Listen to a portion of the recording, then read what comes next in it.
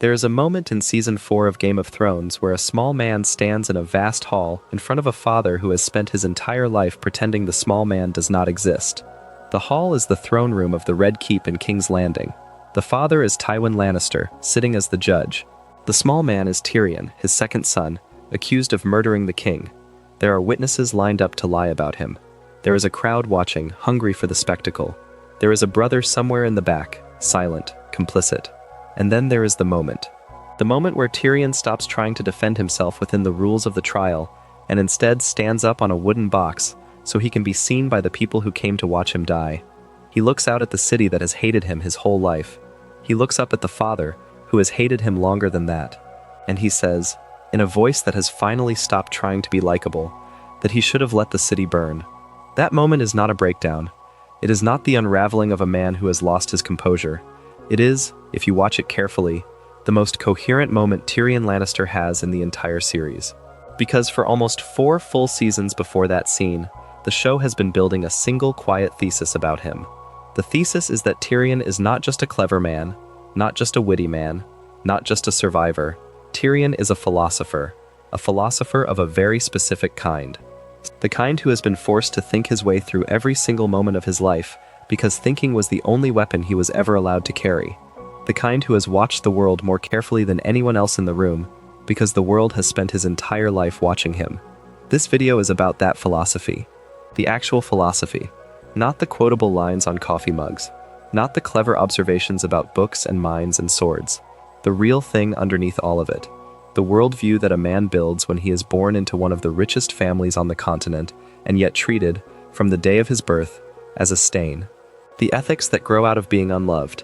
The theory of power that comes from being powerless. The understanding of human cruelty that can only be earned by being its target for a lifetime. Welcome to the long night. Get comfortable. This one goes deep. Let us get into it.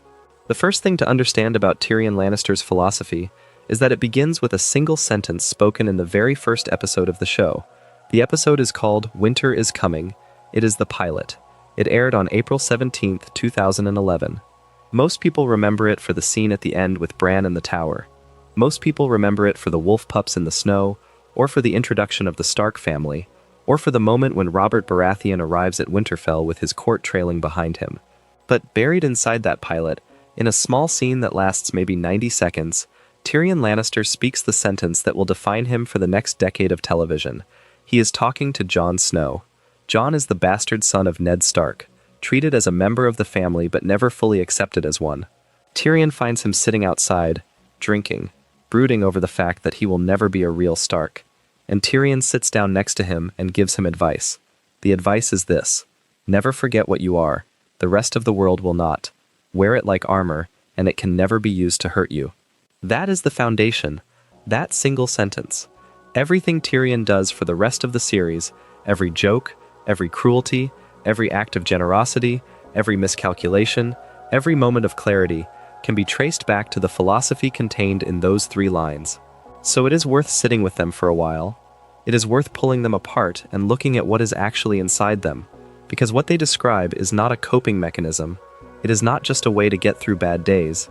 What they describe is a complete theory of identity, a complete strategy for survival, in a world that has decided you do not deserve to exist. Think about what it actually means to wear something as armor. Armor is not something you become. Armor is something you put on. It is separate from the body underneath it. The whole point of armor is that the blow lands on the metal, not on the flesh. Tyrion is telling Jon Snow that the word bastard, the word that Jon hates being called, the word that follows him like a stench through every great hall and every conversation, can be transformed. It can be moved. It can be taken off of the soft part of him where it has been hurting him for years, and placed on the outside of him, where it can be hit without him feeling it. The trick is not to deny that you are what they say you are. The trick is to agree with them first, louder, before they get the chance to wound you with it. You walk into the room and you announce it. I am the bastard. I am the dwarf. I am the imp. Yes, obviously.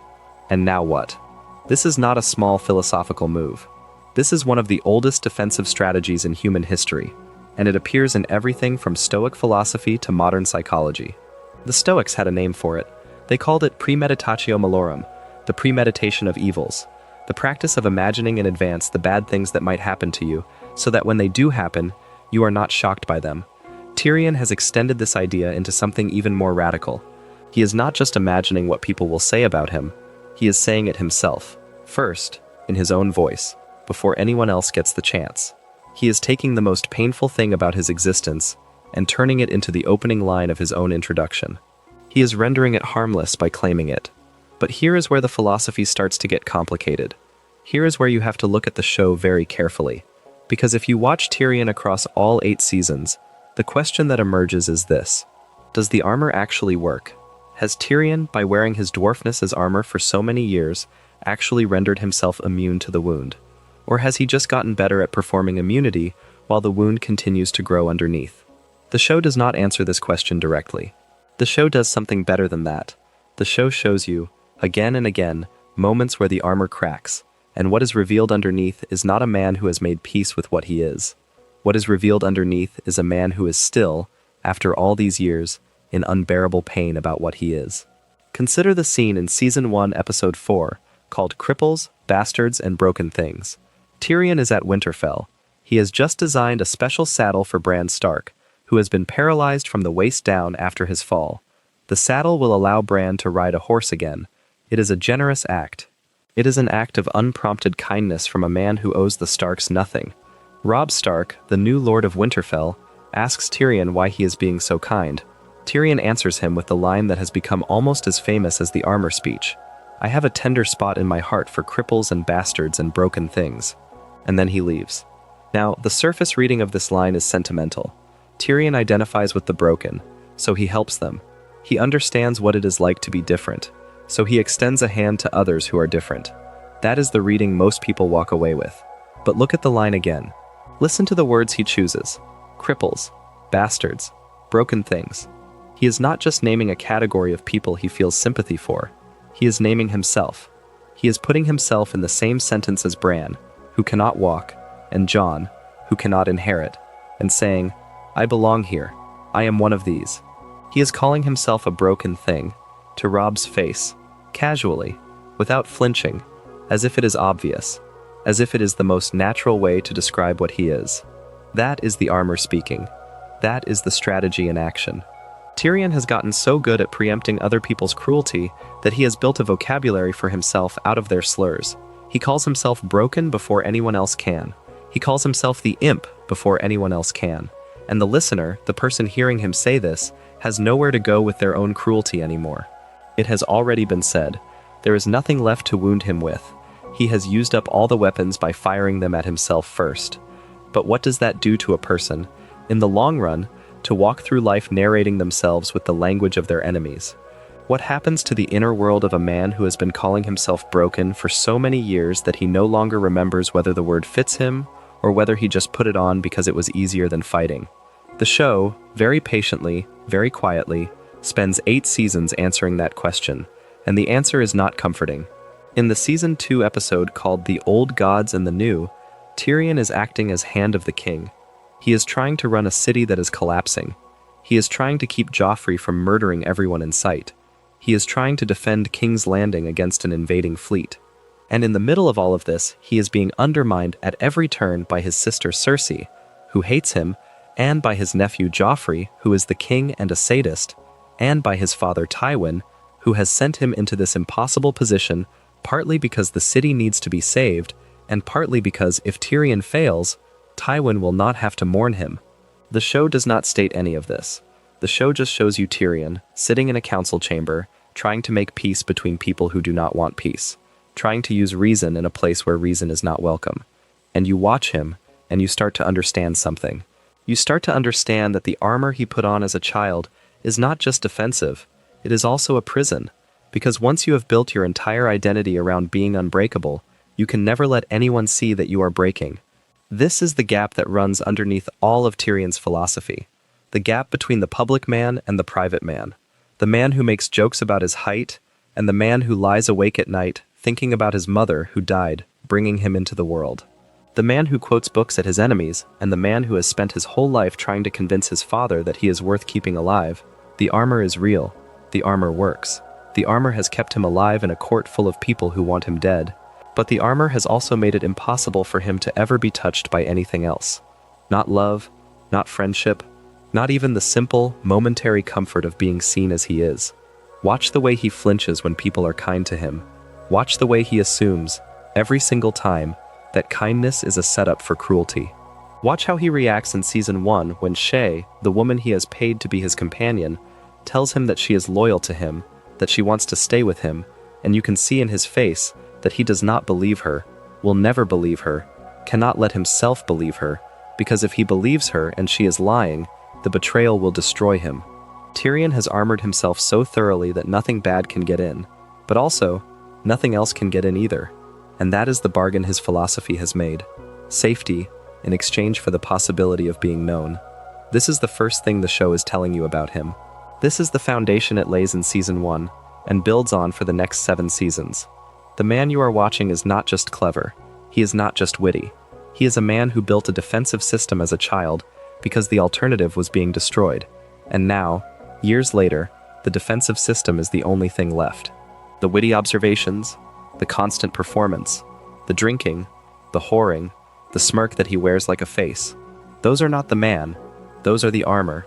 The man is underneath all of it, somewhere, watching the world through the slit in the visor, and you almost never see him directly. Almost. There are moments. There are scenes the show gives you, scattered across all 8 seasons, where the armor slips for just a second and you see what is underneath. And those scenes are the key to understanding everything else. Those scenes are why people who have watched this show for years still find themselves thinking about Tyrion Lannister. Not because he is funny, though he is. Not because he is clever, though he is. But because for 1 or 2 moments per season, the show lets you see the man behind the armor. And the man behind the armor is one of the most carefully constructed characters in modern television. That is what the next sections of this video are about. The man behind the armor, the philosophy that man has built, piece by piece, out of his own suffering, and the way that philosophy carries him through everything from the Battle of the Blackwater to the destruction of King's Landing, to the strange, quiet ending the show gives him in its final hour. We are going to take it slow. We are going to look at every major piece of it. By the time we are done, you will understand Tyrion Lannister better than most people who have watched the show twice. Stay with me. Take a deep breath. Settle in. There is a line that Tyrion says in Season 6, in the episode called Home, which aired in May of 2016. He is in Meereen, the city Daenerys Targaryen has conquered and then abandoned. He is trying to negotiate peace with the slave masters of the surrounding cities. He is sitting in a room with people who do not trust him, who have no reason to trust him, who would happily see him dead, and he says the line that has become his most quoted line in the entire series, the line that gets printed on t-shirts and posters and beer mugs. He says, that is what he does. He drinks and he knows things. The line is funny. The line is meant to be funny. The scene is constructed so that Missandei and Grey Worm, who do not understand Tyrion's sense of humor at all, stare at him like he has lost his mind. And the audience laughs. The audience has been waiting for that line. The audience has been waiting for a Tyrion line in Season 6, because Season 5 was bleak for him, and the show needed to remind everyone why they loved him in the first place. So they wrote the perfect Tyrion line. The line that distills his whole personality into 8 words. He drinks, and he knows things. But here is what most people miss when they remember that line. The line is not actually a joke. The line is a complete philosophy of life, compressed into the smallest possible container, delivered in the form of self-deprecation, so that it can pass through the world without being attacked. Tyrion is telling Missandei and Grey Worm the literal truth about how he has survived in a world that wants him dead. He drinks, and he knows things. Those are the 2 activities. Those are the strategies. And if you look at them carefully, you start to see that they are not separate strategies at all. They are the same strategy, expressed through 2 different mediums. Start with the drinking. The drinking is not what most people assume it is. Most people assume Tyrion drinks because his life is painful and the wine numbs the pain. That is the surface reading. That is what alcoholism looks like from the outside. But Tyrion is not an unconscious drinker. Tyrion is one of the most conscious drinkers in fiction. He knows exactly why he drinks. He knows exactly what the drinking does for him. In Season 2, in the episode called The North Remembers, which aired in April of 2012, Tyrion has just arrived in King's Landing to serve as Hand of the King. He is having his first private conversation with Bran, his sellsword bodyguard, and he is drinking. Bran comments on his drinking. And Tyrion says, essentially, that he has a delicate constitution and needs to be drunk all the time. He says it with a smirk. Bran laughs. The conversation moves on. But that line, like the line about knowing things, is a complete philosophy hidden inside a joke. Tyrion is telling Bran that he cannot live in this world sober. Not because he is weak, not because he is broken, because he sees too much. Because his mind never stops working, never stops noticing, never stops calculating the next 3 moves and the 3 moves after that. The wine is not an escape from the pain. The wine is a brake on the engine. The wine slows down the thinking just enough that he can sit in a room without screaming. The wine is what allows him to be present at all. Think about what it would be like to have his brain. To have the brain that can read a room in 3 seconds, identify every threat, anticipate every betrayal, calculate every probable outcome of every probable conversation. To know, the moment you walk into a hall, who hates you, who wants to use you, who is plotting against you, who is plotting against someone else, and what each of those plots will look like in 6 months when they finally come to fruition. That brain, in a world like Westeros, is not a gift. That brain is torture. The wine is not a vice. The wine is medication. The wine is the only way to live with a mind that does not stop. And once you see that, the second half of the line starts to make sense. He drinks and he knows things. The drinking and the knowing are not in tension with each other. The drinking and the knowing are partners. The drinking is what makes the knowing bearable, and the knowing is what makes the drinking necessary. Tyrion has built a complete system around his own intelligence. He has accepted that his mind is the only weapon he will ever have, and he has dedicated his life to keeping that weapon sharp.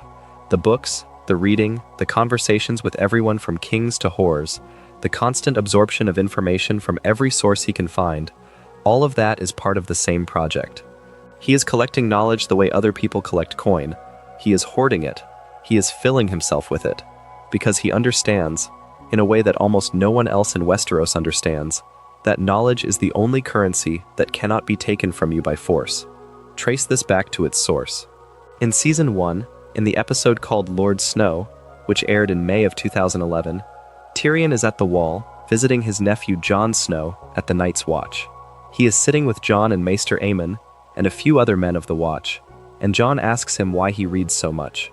And Tyrion gives him the speech that has become the second most quoted line in his entire arc. He says essentially that his brother has his sword, and he has his mind, and a mind needs books, like a sword needs a whetstone. He needs to keep it sharp. That is why he reads. Now, again, the surface reading of this line is sentimental. The clever brother needs his books because he cannot have the sword. The dwarf reads because he cannot fight.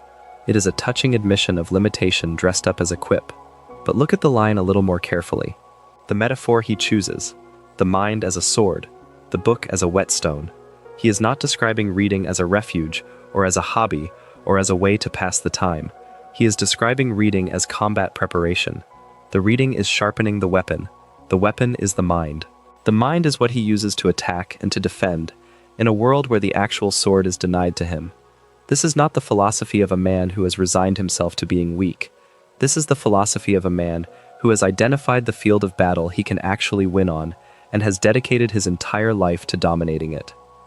And he does dominate it. That is the thing to understand. Tyrion is not just smart for a dwarf. Tyrion is not just smart by Westerosi standards. Tyrion is one of the most intelligent characters in the entire show, and the show makes this point over and over again across all 8 seasons. He is the only person who can manage Joffrey in Season 2 without getting himself killed. He is the only person who anticipates the chain across the Blackwater, which becomes one of the most important tactical decisions of the war. He is the only person who can read Cersei, who can read Tywin, who can read Littlefinger, who can read Varys.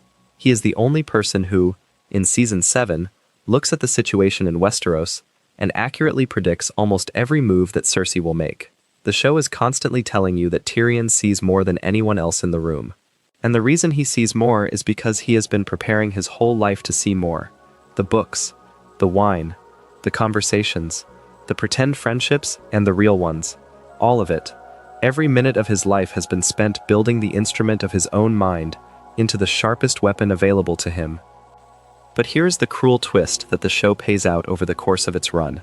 The cruel twist is that no matter how sharp the mind gets, the world keeps refusing to reward it. Tyrion is the smartest person in almost every room he enters, and he still loses. He still gets exiled. He still gets imprisoned. He still watches his plans collapse around him because the people he is trying to help do not listen to him, and the people he is trying to outmaneuver get lucky, and the world simply does not run on intelligence. The world runs on power. And power, as Tyrion learns over and over again, is not the same thing as being right. You can be right and lose. You can be right and die. You can be right and have your wisdom ignored by a queen who decided to listen to you for 3 seasons and then stopped listening at the worst possible moment. This is where Tyrion's philosophy of knowledge gets its dark edge. He believes in knowledge, yes. He has built his life around it. But he is also one of the few characters in the show who understands the limits of his own belief system. He understands that knowing things is not the same as being able to use them. He understands that being right is not the same as being heard. There is a scene in Season 5, in the episode called The Wars to Come, which aired in April of 2015, where Tyrion is sitting in a crate, drunk, having just been smuggled out of King's Landing. He has just killed his father, he has just lost everything, and he is talking to Varys, the man who saved his life. And he says essentially that the future of the world is being decided by people who are completely unqualified to decide it. That the wheel keeps spinning, that the men who rise to the top of it are not the wise ones, or the kind ones, or the right ones, but simply the ones who are willing to do whatever it takes to climb. He understands the world he lives in. He understands it perfectly. And he is also drinking himself to death in the back of a wooden box, because understanding the world is not the same as being able to fix it. This is the second piece of Tyrion's philosophy that you have to hold in your mind. The first piece is the armor, the wearing of what you are so that it cannot be used against you. The second piece is the cultivation of the mind as a weapon, and the simultaneous understanding that the weapon will not always save you. He believes in his own intelligence. He bets his life on it. Every day, in every conversation, in every council meeting, in every negotiation with people who would kill him in his sleep. But he also knows, deep down, in the place underneath all the wit and all the wine, that intelligence is not enough. That intelligence cannot defeat power. That intelligence can only help you survive long enough to see power do whatever power was going to do anyway. That is a brutal piece of philosophy to carry around with you. That is one of the loneliest worldviews a person can have. Because what it means, in practice, is that Tyrion spends his entire life being the smartest person in the room, and watching the room ignore him. Watching the room make catastrophic decisions that he could have prevented. Watching the world burn around him because the people with the actual power are the ones who do not read books and do not listen to advice, and do not believe that any wisdom outside of their own opinion is worth considering. Tyrion drinks because he knows things, and what he knows more than anything else is that knowing things is not always enough. If you are finding something useful in this slow walk through his philosophy, the channel is grateful for a quiet subscribe. It helps more than you would think. The story Tyrion tells in Season 1, in the episode called Baelor, which aired in June of 2011, is about a girl named Tysha. The story is the longest piece of personal history Tyrion ever tells anyone in the entire series. It is roughly 5 minutes long. It happens in a tent, on the eve of the battle on the Green Fork, while Tyrion is supposed to be sleeping. Instead, he is drinking with Bran and a woman whose name does not matter, and the woman asks him if he has ever been with a woman before, and he says yes, and he tells the story of Tysha. The story is this. When Tyrion was 16 years old, he and his brother Jaime were riding through the countryside when they came upon a girl being chased by 2 men. Jaime, the older brother, the golden one, the warrior, drew his sword and chased the men off. Tyrion, the smaller brother, the awkward one, the dwarf, stayed with the girl. He took her into a tavern, he fed her, he gave her wine, he listened to her, and she told him she was an orphan, the daughter of a wheelwright, on her own in the world. They talked all night, and by the morning, Tyrion was in love with her, and, somehow, impossibly, miraculously, she seemed to be in love with him too. They found a drunken priest. He married them that very night. They lived together for 2 weeks. 2 whole weeks. 2 weeks of a life Tyrion had never imagined he was allowed to have. A wife. A bed. A meal at a table with someone who looked at him as if he were a person and not a punishment. And then Tywin found out.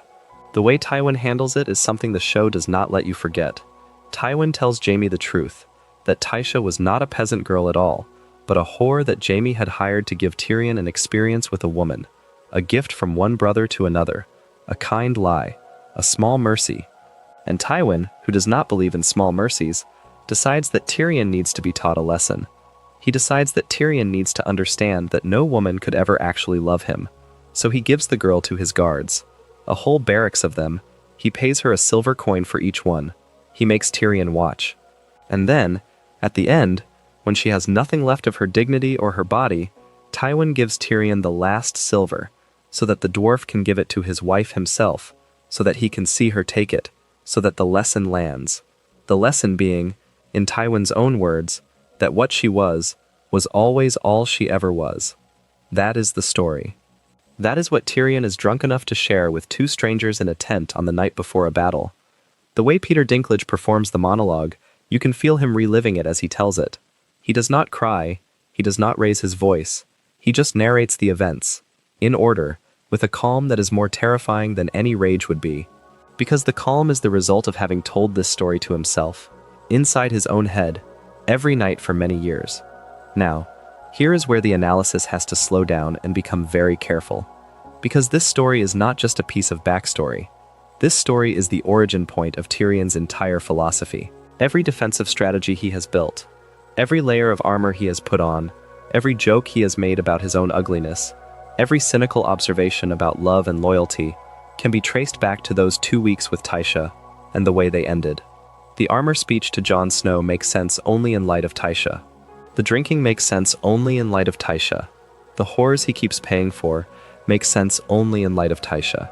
Even the way he reads, the way he hoards information, the way he never trusts anyone fully, even his closest allies, can be traced back to the lesson his father forced him to learn at 16. The lesson being that anything that looks like love is a setup. The lesson being that any kindness shown to him is being paid for by someone else who has a use for him later. The lesson being that he is not allowed to have what other people have, and any moment in which he thinks he might be allowed is a moment in which he is being used.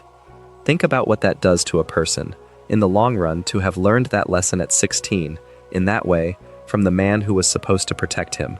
Think about the years of relationships afterward, the years of friendships, the years of every small kindness he has been offered by anyone for any reason, and the small voice in the back of his head every time, asking, is this another Tysha? Is this another setup? Is this another silver coin waiting at the end? Tyrion has not had a single moment of unguarded human connection since he was 16 years old. Not one. Every interaction is filtered through the memory of that night. Every time someone seems to like him, the voice in his head asks, who paid them? Every time someone seems to value his counsel, the voice in his head asks, what do they want? He cannot help it. The voice never stops. The voice is the price he paid for the 2 weeks with Tysha, and the price is permanent. This is the deepest layer of his philosophy, and it is the one he is least able to articulate. He can articulate the armor, he can articulate the books and the wine. He can make jokes about himself and quote dead philosophers and entertain a council of strangers, but when it comes to Tysha, he has only ever been able to tell the story to a small handful of people, and only when he is drunk enough that his guard slips. He tells it to the woman in the tent and to Bran. He tells parts of it to Shae, the woman he later falls in love with, though he changes details to make it less painful, and he tells it, in full, to Jaime, his brother, his savior, his best friend in the world, at the end of Season 4, in a moment that becomes the most devastating revelation in his entire arc. That moment comes in the episode called The Children, which aired in June of 2014. It is the Season 4 finale. Tyrion has just been sentenced to die. Jaime, in an act of brotherly mercy, has come to free him from his cell beneath the Red Keep. They are saying goodbye, perhaps forever. And Jaime, in this moment of grief and love, decides to tell Tyrion the truth about Tysha. The truth Tywin made him hide for many years. The truth being that Tysha was not a whore, that Tysha was exactly who she said she was. That she was a peasant girl who saw Tyrion and somehow, against all odds, loved him for who he actually was. That she had married him for real. That what Tywin had done to her, what Tywin had made Tyrion watch, what Tywin had made Tyrion participate in, had been done to a girl who had actually loved him. And that the silver coin at the end had not been the proof that her love was fake. The silver coin had been the proof that Tywin would destroy anything in the world that allowed Tyrion to be loved. Watch Peter Dinklage's face during that scene. The way his face moves through 3 or 4 emotions in the space of 2 seconds. The first one is confusion. He does not understand what Jaime is telling him. He has lived with this story for so long, in such a specific form, that the new version cannot fit into his head. The second emotion is dawning horror, as the meaning starts to land. The third emotion is something close to grief, except grief implies you can mourn someone you loved, and Tyrion has been told for years that he was not allowed to love her, that he had been tricked into thinking he loved her. And now he is being told that the love was real, which means the loss is real, which means everything he has built on top of that lost love, every defense, every layer of armor, every cynical theory about how human kindness works, has been built on a foundation made of sand. The foundation was a lie his father told him, and the truth underneath the lie is so much worse than the lie was, because the truth means that he did, in fact, get to be loved once, and he did, in fact, lose it, and the man who took it from him was his own father. The fourth emotion on Tyrion's face is the one that drives him to murder. The fourth emotion is rage. Not the hot, immediate rage of a wound, the cold, slow rage of a man who has just realized he has spent his entire life believing a story that was specifically designed to destroy him. He does not act on it immediately. He climbs the secret passage Jaime has shown him. He starts to leave the city, and then, halfway up the stairs, he stops. He turns around, he goes a different way. He goes to find his father. Because once the truth about Tysha has come out, there is one final thing Tyrion needs to know. One final piece of information he needs to confirm before he can leave Westeros behind. He needs to hear, from his father's own mouth, what kind of man his father is. What he finds, when he gets to Tywin's chambers, is Shae, the woman Tyrion loved after Tysha, the woman he sent away, in the previous episode, to protect her from the consequences of his trial. Shae is in his father's bed. Shae has betrayed him. Shae has, the show implies, been bought off, or coerced, or both, into being his father's mistress. And the moment Tyrion realizes this, the entire philosophy he has built since he was 16 years old collapses into a single act of violence.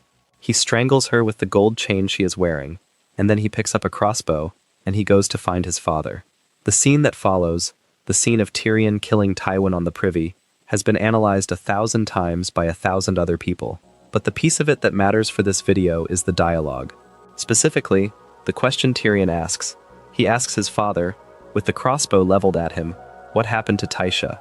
Where did she go? Tywin, even with a crossbow pointed at him, even moments from death, cannot stop being Tywin. He tells Tyrion that the whore went wherever whores go. He says it twice. He says it the second time after Tyrion has already shot him once. He says it as his last word. He uses the very last breath of his life to insist, one more time, that Tysha was nothing, that Tyrion's love for her had been nothing, that the most important relationship of Tyrion's young life had been a setup and a lie. And Tyrion fires the second shot, and Tywin dies. The show is not being subtle about what it is doing here. The show is telling you that the wound at the center of Tyrion's life, the wound that has determined every philosophical position he has ever taken, is a wound his father gave him, and the wound never closed. Tyrion is no longer a young man by the time of the trial. The most defining moment of his existence is still that night in the barracks when he was 16. He has built an entire personality, an entire library of defenses, an entire system of survival, around the memory of one betrayal. And in the moment when his father is finally dying, the only question Tyrion can think to ask, the only thing he needs to know before he can let his father go, is what happened to the girl. Where did she end up? Whether she survived, whether she had a life. And Tywin will not give him that. Tywin uses his last breath to make sure that Tyrion is denied even that small piece of peace, because Tywin understands on some level that the way you control a person is by controlling the story they are allowed to tell about themselves. And Tysha, even after all these years, even after the truth has come out, is still part of the story Tywin wants to control. So Tywin denies him, and Tyrion shoots him, and then Tyrion walks out of the Red Keep with no father, no wife, no woman, no name. Just the bow in his hand, and the memory of 2 weeks that he is now allowed to grieve for the first time, decades after they ended. That is the foundational story. That is where everything else in his philosophy starts. The wine, the armor, the books, the cynicism, the wit, the refusal to trust kindness, the constant performance of his own ugliness. All of it grows out of Tysha. All of it is, in some sense, his attempt to protect what is left of himself from ever being hurt like that again. And the cruel irony, the irony the show keeps returning to, is that all of it has failed. The armor cracks, the wine stops working. The cynicism does not save him from falling in love with Shae, and falling in love with Shae does not save him from being betrayed again, and being betrayed again does not save him from the next set of betrayals coming down the line. The philosophy he built to protect himself from being hurt has never actually stopped him from being hurt. It has only made him a more interesting person in the gaps between the hurts. This is one of the saddest pieces of Tyrion's character, and it is the piece the show develops most carefully across all 8 seasons. The philosophy does not work.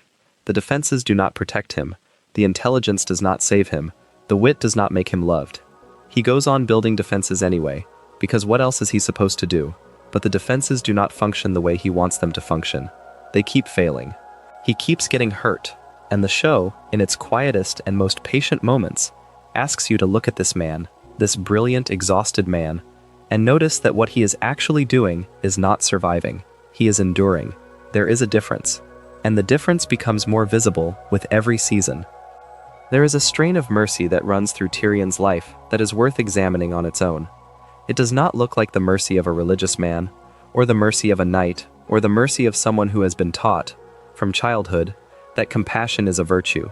Tyrion was not taught that. Tyrion was taught the opposite. Tyrion was taught, from the first breath he ever took, that compassion is weakness, that mercy is a tax the strong pay to the weak, and that the only way to live in this world is to give nothing away that you do not absolutely have to give. He was raised on Tywin's philosophy, the Lannister philosophy, the philosophy of debts and counter-debts, of strength as the only measure, of family pride as the only loyalty that matters. He should, by all rights, have absorbed that philosophy and lived by it. He had no other model. He had no rebellious mother whispering kinder ideas into his ear. He had no wise mentor teaching him about the souls of small people. He had Tywin and Cersei and a brother who was kind to him, but kind in the careless way of a man who has never had to consider what it costs to be kind. That should have been the end of the matter. Tyrion should have grown up to be a smaller, smarter, drunker version of his father. He did not, and the question of why he did not is one of the most interesting questions the show asks about him, even though it almost never asks it directly. Why is Tyrion kind? Why does the man who was raised on cruelty extend mercy to broken things? Why does the man who was beaten and laughed at and made to watch his wife be raped by an army of soldiers go on, decades later, to take pity on bastards and on cripples and on slaves and on people whose suffering reminds him of his own? Why does he not become his father? The show offers a few answers. None of them are easy. One of them, the most obvious one, is that Tyrion's mercy is a kind of inverted self-pity. He sees broken things, and he sees himself in them, and the mercy he extends to them is the mercy he wishes someone had extended to him. He makes Bran the saddle because no one ever made anything for him. He gives kind words to Sansa when she is being brutalized by Joffrey, because no one ever gave him kind words when his father was brutalizing him. He pities Podrick Payne, his bumbling squire, because Podrick is in a position not unlike the position Tyrion was in at his age, a small forgettable young man trying to survive in a court that wants to chew him up. This is a real explanation. It accounts for some of his behavior, but it does not account for all of it. A deeper answer is this. Tyrion's mercy is not really about the recipients. Tyrion's mercy is about Tyrion. It is the last weapon he has against becoming his father. Every time he extends a hand to a broken person, he is performing, for himself, the proof that he is not Tywin Lannister. He is proving, again, this morning, in this conversation, with this specific stranger, that there is some piece of him that has not been swallowed by the values he was raised with. He is keeping that piece alive by feeding it. The mercy is not for the cripple. The mercy is for the small flame inside Tyrion that he is trying not to let go out. If you watch the show with this in mind, certain scenes start to feel different. Watch the scene in Season 3, in the episode called Walk of Punishment, which aired in April of 2013, where Tyrion is sitting at a small council meeting and has to maneuver around the table to take the chair he wants. His father has dragged the most important chair to a position of power, and the other chairs are scrambled around it. Tyrion drags his own chair, slowly, deliberately, with a scraping sound that no one comments on, to a position opposite his father. He is staking out a claim. He is saying, with the position of his body, that he is no one's underling. He is a player. The scene is comic. It is meant to be comic. But notice that the moment he sits down, the mood of the room shifts. Notice that Tyrion is, for that one scene, treating his father with the kind of insolent equality that no one else in Westeros would dare to. He is refusing to be small. He is refusing to play the role of the embarrassment at the corner of the table. And he is doing it not because he thinks it will succeed, but because the alternative is to accept the role. And the role, for Tyrion, is a slow death. This is the engine of his mercy, and the engine of his pride, and the engine of almost everything else interesting about him.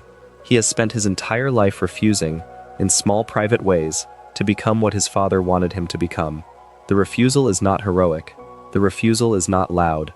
The refusal is mostly just the daily practice of choosing differently than Tywin would choose, even in cases where the choice does not matter, even in cases where no one is watching. He chooses to read instead of to drill with weapons. He chooses to drink with sellswords instead of to dine with nobles. He chooses to defend Sansa instead of to sneer at her. He chooses to design Bran's saddle instead of to ignore the boy as inconvenient. None of these choices, taken alone, will save him.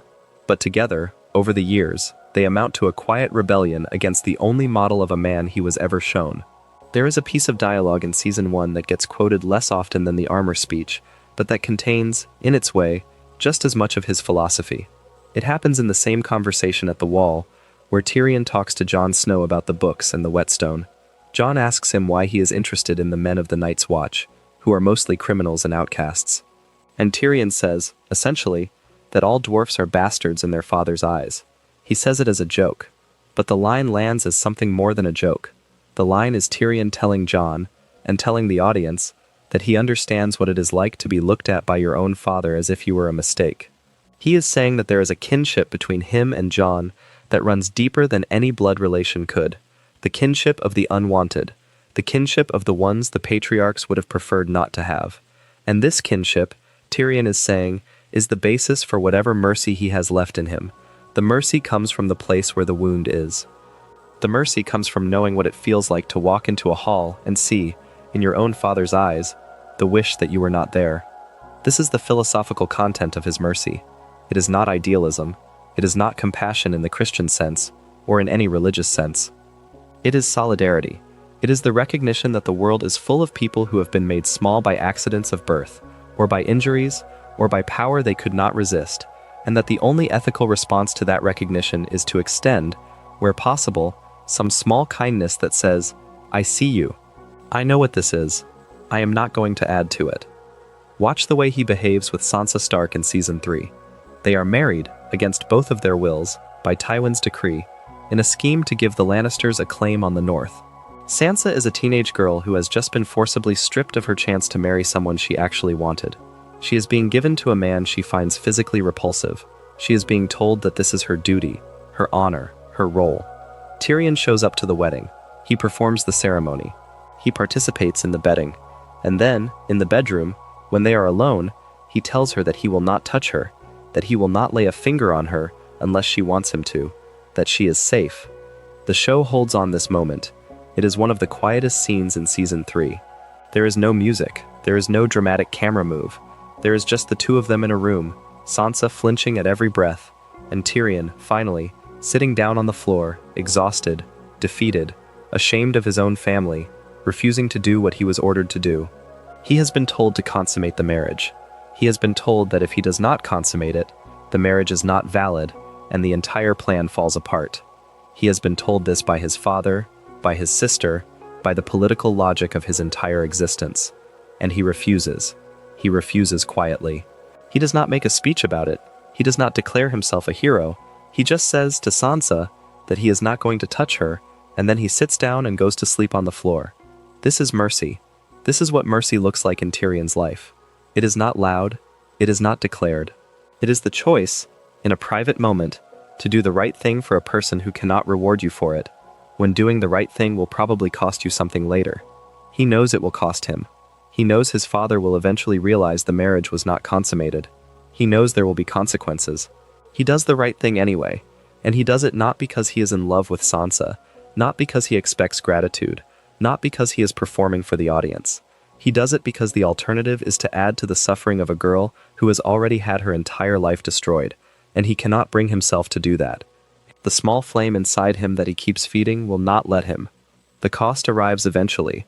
The cost arrives in 100 forms. Some of them, Tyrion sees coming. Some of them, he does not. But the show keeps making this point. Mercy, in Westeros, is expensive. Every kindness Tyrion shows comes back to bite him later. His defense of Sansa makes him an enemy of Joffrey. His protection of his nephew Tommen makes him a target for Cersei. His care for Bran is one of the reasons Catelyn Stark arrests him at the Crossroads Inn in Season 1, which sets off the whole war that ends up consuming the realm. The world Tyrion lives in punishes mercy. The world treats every act of kindness as a vulnerability that can be exploited later, by someone with worse intentions. And Tyrion knows this. He knows it intellectually. He has lived with the consequences of his own mercies for long enough that he can see them coming, but he keeps making the choice anyway. He keeps choosing mercy in the cases that matter to him, because the philosophy he has built, underneath all the cynicism and all the wine, is that the world is a worse place with him in it if he becomes someone who has stopped being kind.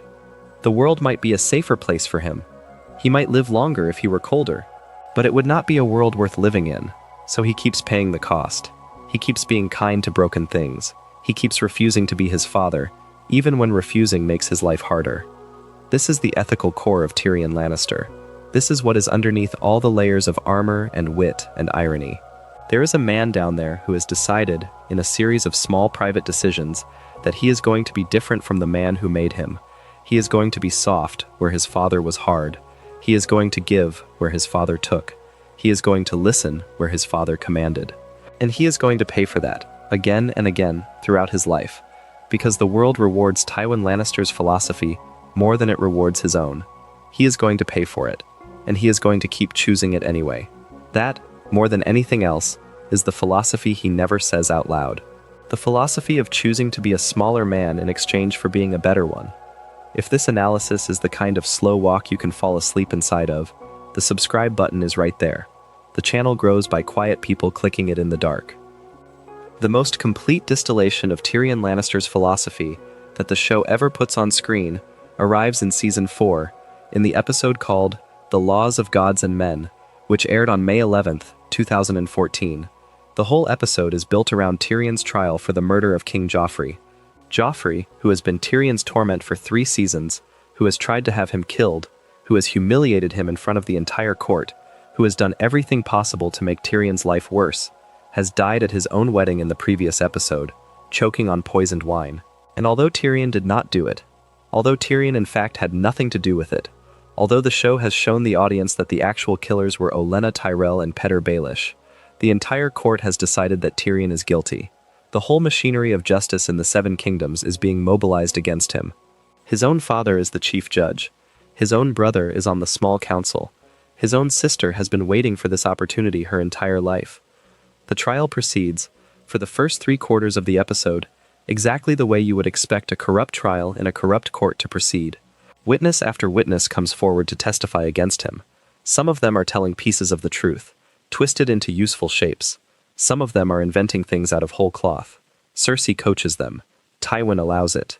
Jaime, the only person in the room who might have stopped it, sits there silently and watches his brother be lied about.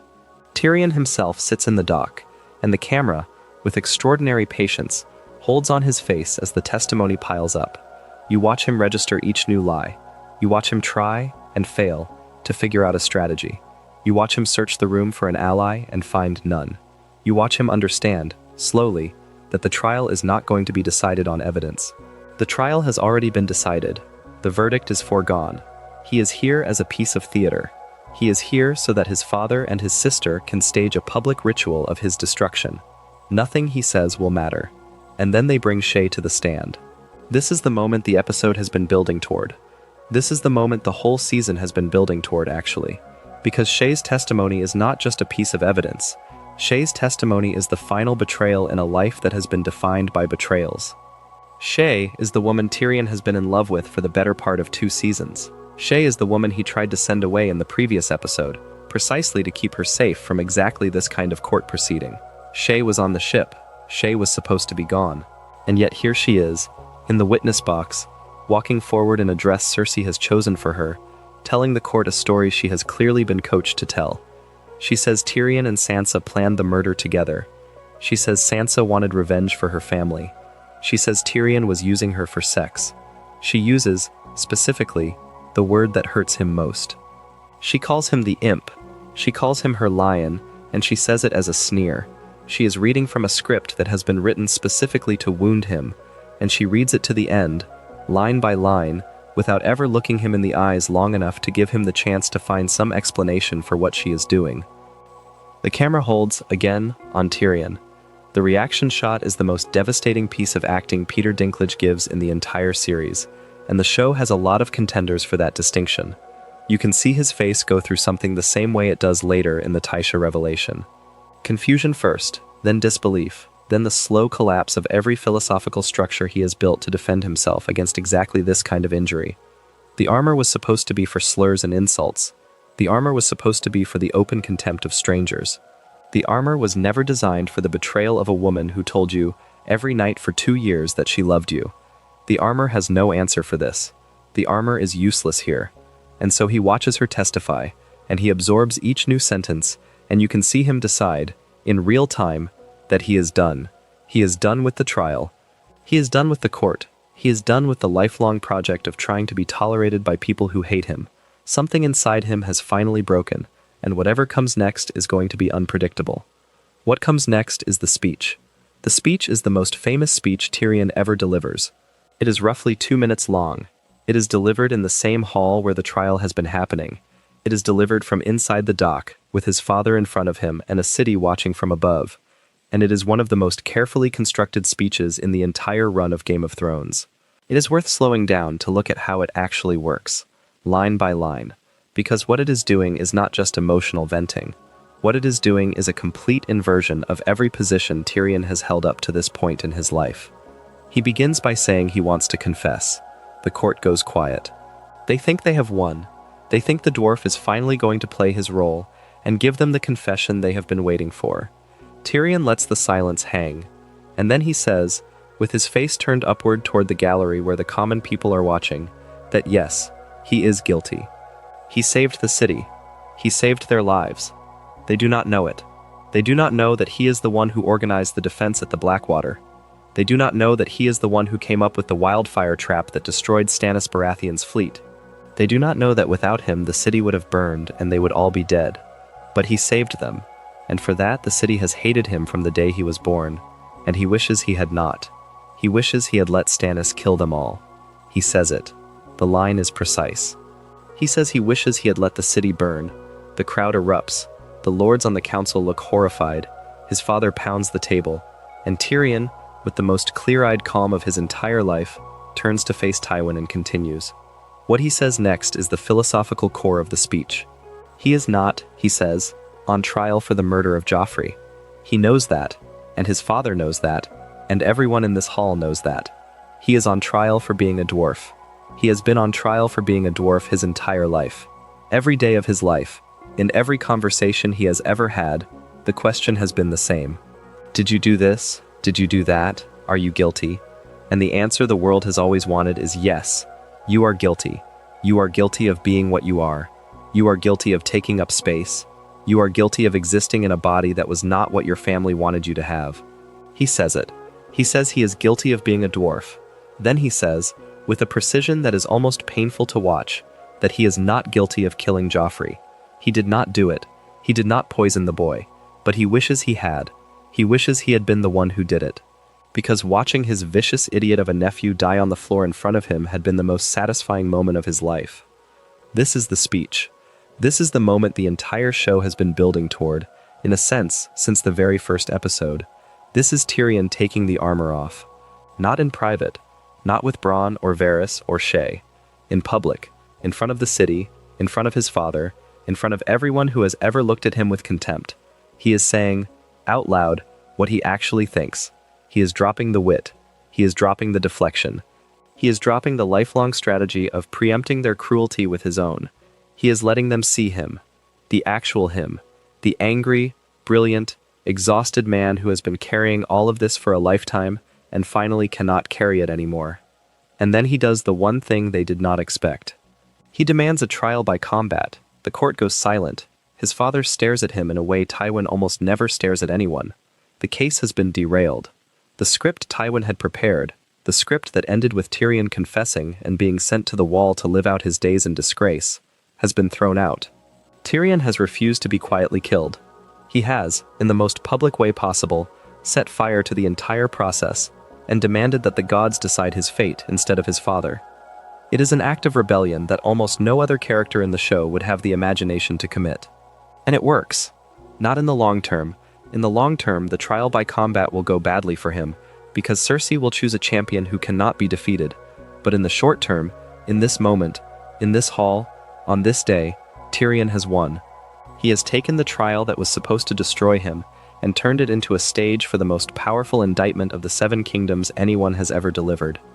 The speech is worth analyzing in even greater detail because of what it tells you about how Tyrion thinks. Look at the order of the accusations. He does not start by saying he wishes the city had burned. He does not start by attacking his father. He starts by saying he is innocent of the actual crime, and only when he is dismissed for that, when he sees that the truth does not matter, does he escalate.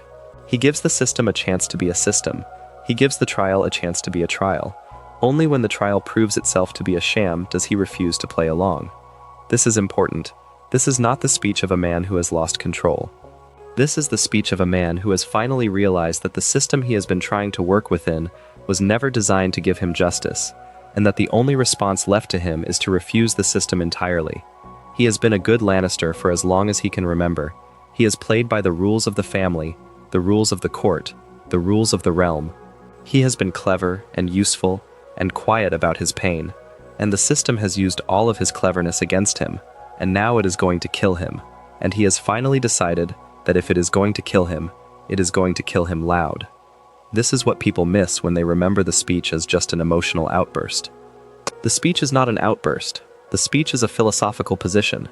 The speech is Tyrion arguing, in front of the whole realm, that the realm has been doing him a specific kind of violence for his entire life, that the violence is the same violence it does to many other people, and that he is no longer willing to pretend that he does not see it. He is naming it, he is saying it out loud. The dwarf in the dock is naming the system that put him there, and the naming of the system is itself an act of war. The system, of course, does not like to be named. The system has Cersei pick the Mountain as her champion. The system has the Mountain crush Oberyn Martell's skull with his bare hands a few episodes later, in a scene that has been seared into the brain of every viewer who has ever watched it. The system wins, in the short term. Tyrion is sentenced to death. The trial by combat proves to be a kind of farce. Justice, in any meaningful sense, is not served. But the speech sits in the audience's memory for the rest of the series.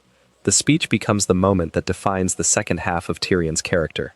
From the moment of that speech onward, he is a different man. He has said the thing. He has been seen, fully, with the armor off. And now he has to live with the consequences of having shown himself. The killing of Tywin Lannister is the act that closes the first half of Tyrion's life, and opens the second half. It happens at the end of Season 4, in the episode called The Children. The scene is justly famous. Tywin is on the Privy. Tyrion is holding a crossbow. The conversation that passes between them in the moments before the first bolt is fired is, in its way, the most honest conversation father and son have ever had. Which is to say, it is not very honest at all. Tywin attempts, even at the point of the bolt, to negotiate. He attempts to manipulate. He attempts to use the same techniques that have worked on Tyrion for the entire run of the series. He attempts to make the dwarf feel small again, and it almost works. There is a moment where Tyrion seems to lower the bow, where you can see, in his face, the lifelong reflex to obey his father overriding the new and unfamiliar reflex to hurt him. But then Tywin makes the mistake. He calls Tysha a whore. He uses the specific word, and Tyrion fires. This is the moment everything Tyrion has built in his life turns over. Up to this point, he has been a Lannister. A complicated one, a dissenting one, but a Lannister. He has carried the name. He has tried, in his way, to serve the family. He has fought for them at the Blackwater. He has tried to manage Joffrey for them. He has married Sansa for them. He has done all of this even though they treated him with contempt, because being a Lannister was the only identity he had. The name was the only thing connecting him to his mother,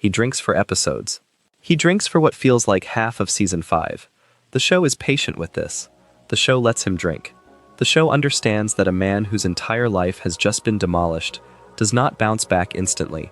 The show gives him the time to fall apart, in front of the audience, in the slowest and most uncomfortable way. And then Varys, in his quiet way, starts to put the new philosophy into Tyrion's head.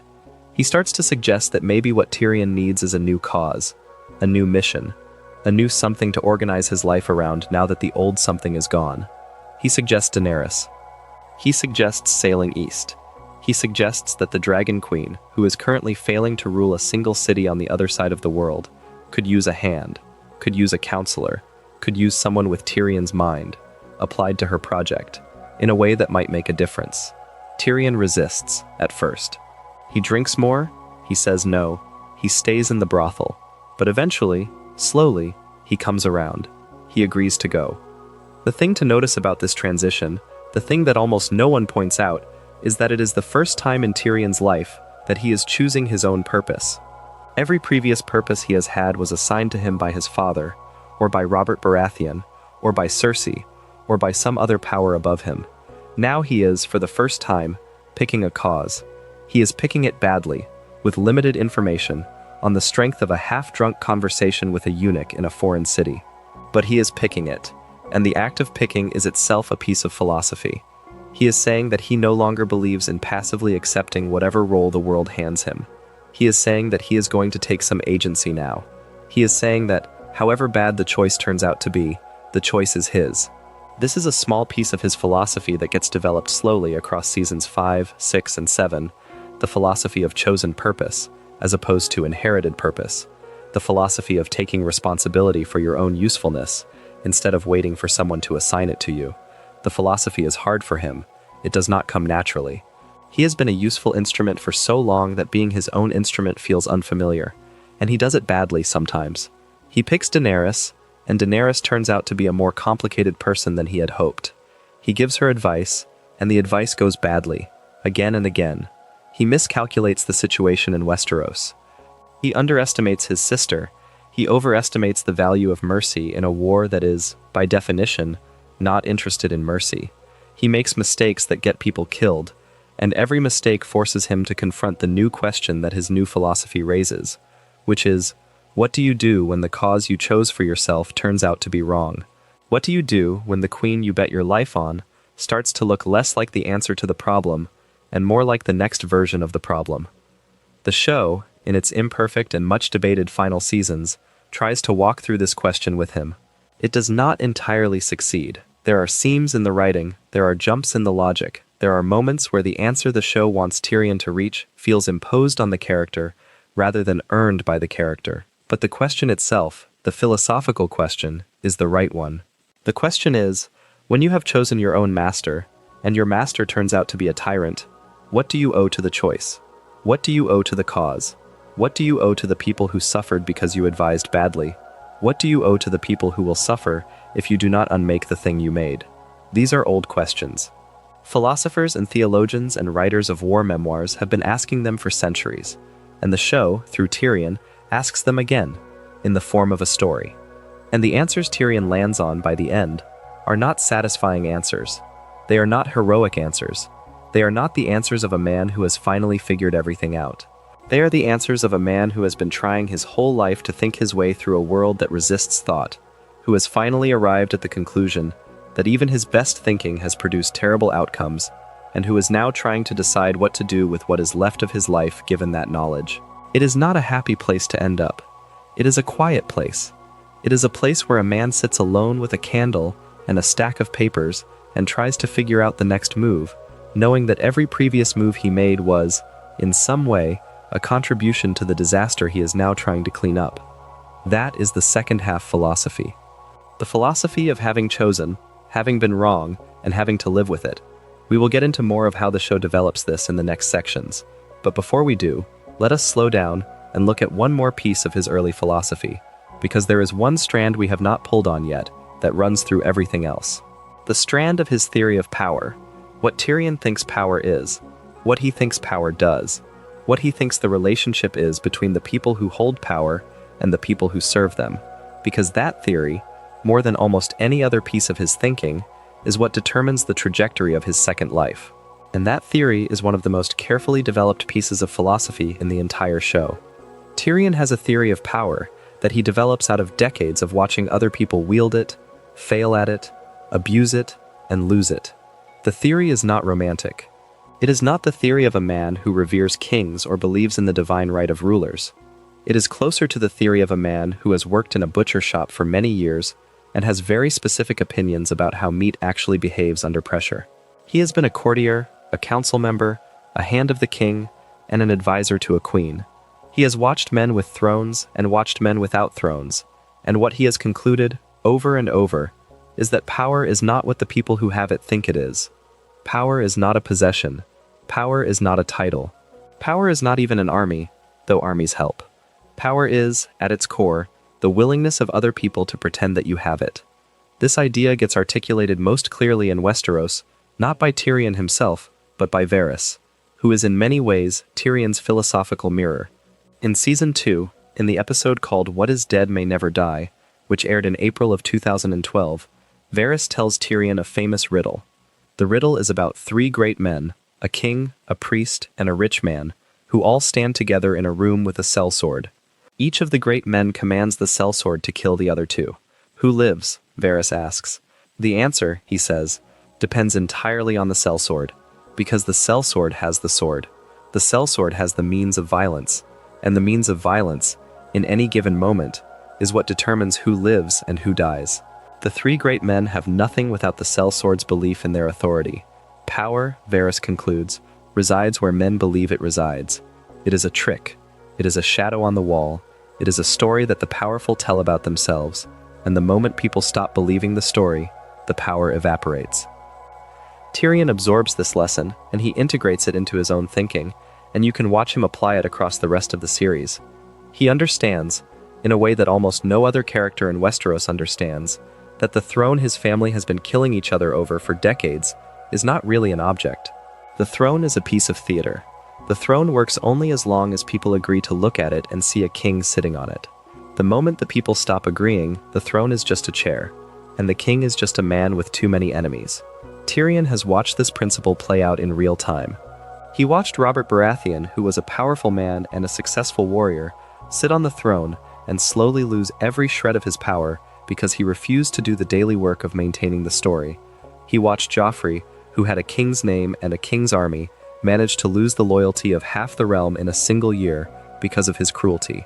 He watched his own father, the most powerful man in Westeros for 2 decades, brought low not by a battle, but by a privy and a crossbow. The pattern, again and again, is the same. Power is fragile. Power requires constant maintenance. Power, the moment you stop tending to it, begins to disappear. This is part of why Tyrion is so suspicious of crowns. When Daenerys, in Season 7, asks him in a quiet moment whether he wants a throne of his own, he says no. He says he is not interested. He says that he has watched too many kings to want to be one. The answer is offered as a joke, but it is not really a joke. It is a philosophical position. Tyrion has watched the people closest to him destroy themselves and others, trying to sit on chairs that turned out to be made of nothing. He has seen the cost. He has paid the cost.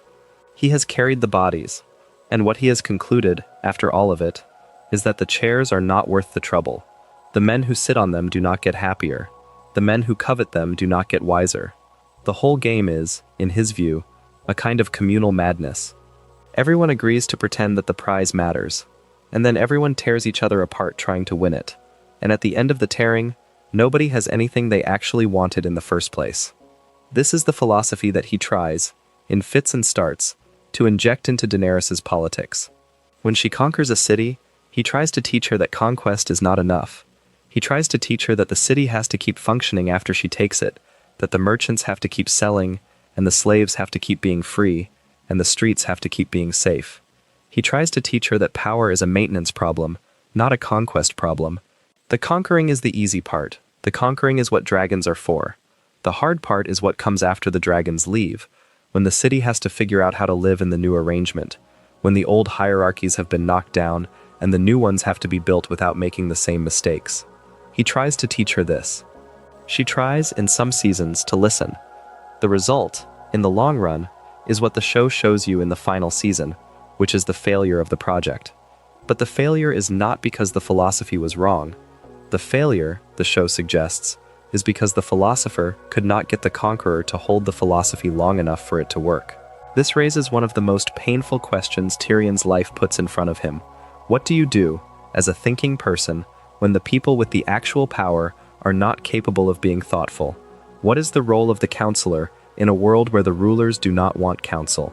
What is the role of the wise man in the throne room when the throne is occupied by a fool, or a sadist, or a true believer who cannot be reasoned with? These are the questions Tyrion spends the second half of his life trying to answer, and the show, to its credit, does not give him easy answers. The show gives him only the same answers that real history has given to every wise man who has ever served a bad king. You try to mitigate. You try to slow things down. You try to whisper in the ear of the tyrant in the hope that the whisper changes one decision, saves one village, lets one captured prisoner go free, instead of being executed. And you live, all the time, with the knowledge that you are part of the apparatus that you are trying to soften, that the apparatus would not function without you, that, in some measure, every piece of mercy you whisper into the ear of the tyrant is paid for by your continued legitimization of the tyranny itself.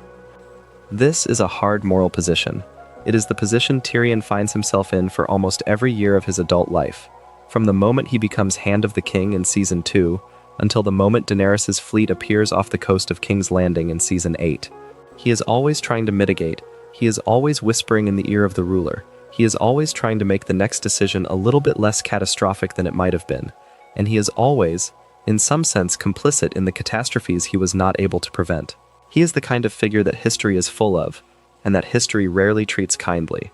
The wise advisor of the bad king, the man who knew better but could not save the situation, the man whose intelligence kept him close enough to the disaster to be blamed for it, but not close enough to actually stop it. There is a way of thinking about this that gives Tyrion some peace. There is a way of thinking about it that does not. The way that gives him peace is to say that he did what he could. He saved who he could save. He whispered what he could whisper. He turned aside the worst decisions when the queen would listen, and lived with the bad ones when she would not. And he did all of this knowing it was insufficient, because the alternative was to do nothing, and doing nothing would have made things worse. This is a defensible position. This is a position philosophers have written entire books defending. It is the position of a man who has accepted that he cannot save the world, but he can try to save pieces of it, and the trying matters even when the saving fails. The way that does not give him peace is to say that he was a tool, that his philosophy of mitigation was a flattering story he told himself to justify his own continued service to a tyrant, that every day he stayed close to Daenerys, every day he advised her instead of opposing her, he was lending the legitimacy of his name and his intelligence to a project he did not, in his heart, fully believe in. This is also a defensible position. This is the position that historians take when they look back at the wise men who served despots. The historians ask, why did you stay? Why did you not leave? Why did you not stand up at some point and say no, this far and no further? And the wise men, if they could answer, would say what Tyrion would say, which is, I thought I could do more good from the inside. I thought my whispers were buying us something. I thought every day I delayed the worst decisions was a day that might allow the situation to change. And the historians would say, sometimes kindly and sometimes not, that you were lying to yourself, that the situation never changes, that the despot only becomes more despotic the longer you serve, that the day you should have walked away was the first day you noticed the smell of the bodies. The show is interested in this question. The show is more interested in it than people give it credit for, because the question gets buried under all the dragon spectacle and the swordplay and the political intrigue. But if you watch Tyrion's arc across the last 3 seasons with this question in mind, you see how carefully the writers are building it. They are setting up, season by season, the moment when Tyrion will have to decide whether he was right to stay or wrong to stay. And the moment, when it comes, is one of the saddest moments in the entire show. It is the moment when he watches Daenerys burn King's Landing from the back of a dragon, after the bells have rung, after the city has surrendered. It is the moment when his philosophy of counsel and mitigation finally fails completely, and he has to stand in the rubble of a city full of bodies and ask himself the question that the historians ask. Was I a wise man, or was I a fool?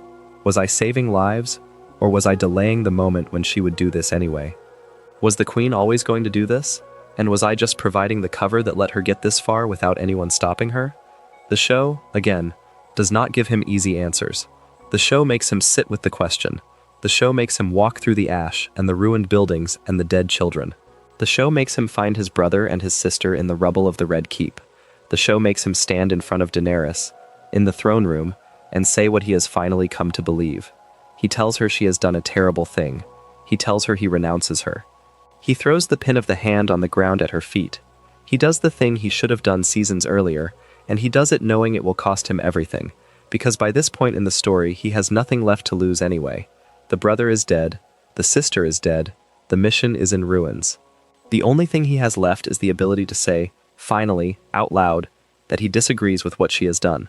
So he says it, and she has him taken away, and he sits in a cell, again, waiting to die, again, having lost everything, again. And this time he has to ask himself, in the silence of the cell, whether all of his philosophy was worth anything. Whether all of his theories of power and mercy and mitigation produced anything other than a long string of disasters that he could not prevent. This is the philosophical core of his late character. This is the question that drives him through the final episode. And the answer he finds, the answer the show lets him land on, is one of the most morally interesting answers in modern television.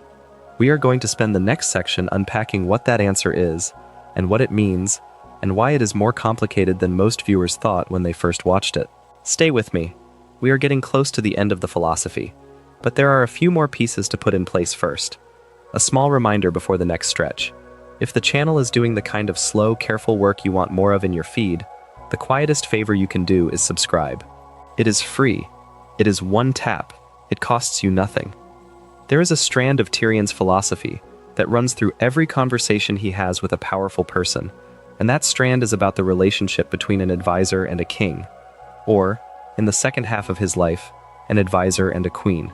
It is one of the oldest political relationships in human history, and it has been written about by everyone from Aristotle to Machiavelli to the writers of every modern political drama. The advisor has knowledge. The king has power. The advisor offers the knowledge in the hope that the king will use it to make better decisions. The king takes the advice or does not take the advice, and either way the consequences fall on the kingdom. The advisor cannot rule. The advisor cannot decide. The advisor can only speak and hope and watch. Tyrion has been an advisor, in some form, for almost his entire life. He started as the unofficial counselor of his brother Jaime in the years before the show begins. He served as Hand of the King under Joffrey in seasons 2 and 3. He served, briefly, as a member of Daenerys' inner circle in season 5, and then more substantially as her hand from season 6 through the end of the series. Across all of these positions, he has been refining his theory of what counsel is, what it is for, and what an advisor owes to the ruler they serve. The theory does not come into focus all at once. It builds. It accumulates. The same way every other piece of his philosophy accumulates, through trial and error, and the slow accumulation of bad outcomes.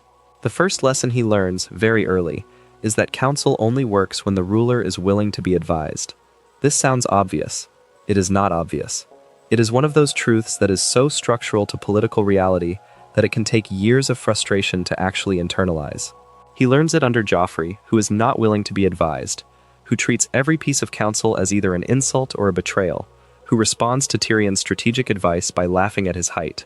He learns it again under his father, who treats every piece of counsel as a chess piece, who absorbs Tyrion's intelligence and uses it for his own purposes, but never lets the underlying wisdom shape policy.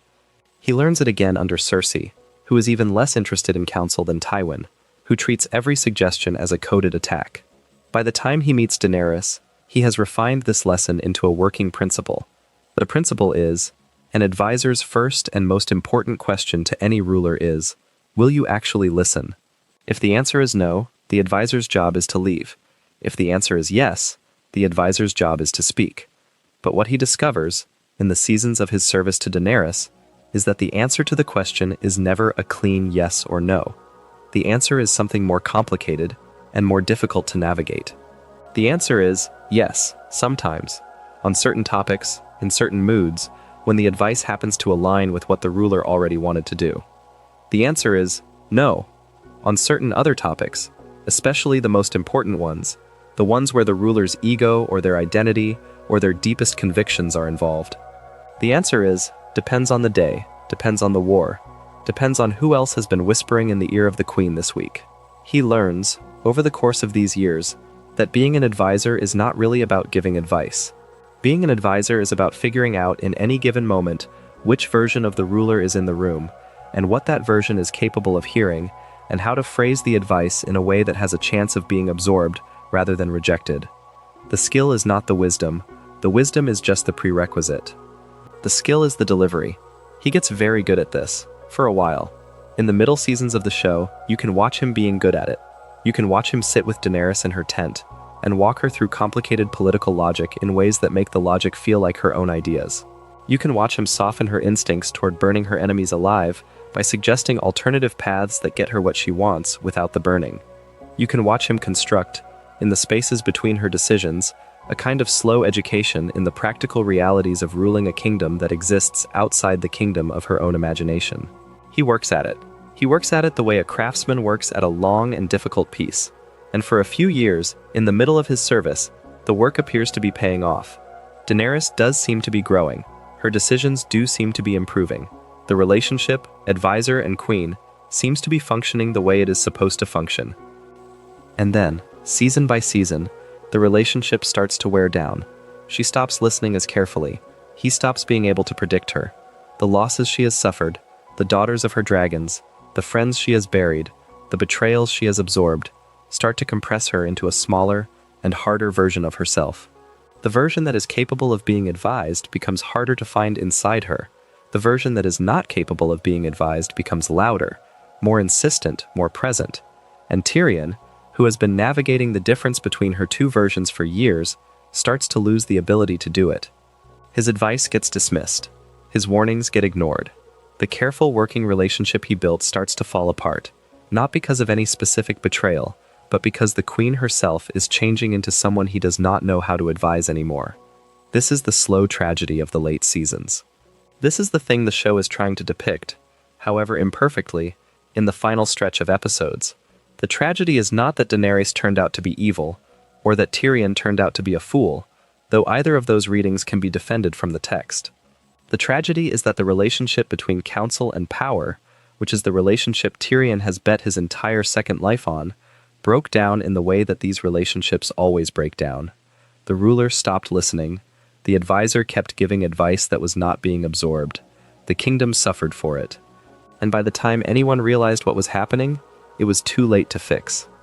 There is a scene in Season 7, in the episode called Eastwatch, which aired in August of 2017, where Tyrion and Daenerys have a difficult conversation about Randall and Dickon Tarly. She has just executed them by dragonfire, in front of her army, for refusing to bend the knee. Tyrion is horrified. He tries, in his careful way, to suggest that the execution was a mistake, that she had options, that she could have imprisoned them, sent them to the wall, given them a chance to reconsider. She does not want to hear it. She tells him, essentially, that she did what she had to do, that she does not regret it, that the lesson it sent will save lives in the long run. Tyrion looks at her. The camera holds on his face for a long moment. You can see him registering something. You can see him understanding something. You can see him realizing that the version of her he had been trying to cultivate, the version that listens, the version that hesitates before using violence, that version is not winning the argument inside her. The other version is winning. The version that does not hesitate. The version that does what she has to do, and tells herself afterward that what she did was right. This is the moment when, in retrospect, the relationship between Tyrion and Daenerys is already over. Not declared over. Not noticed by either of them. But over. The advice he is going to keep giving will not land. The decisions she is going to keep making will not be informed by him.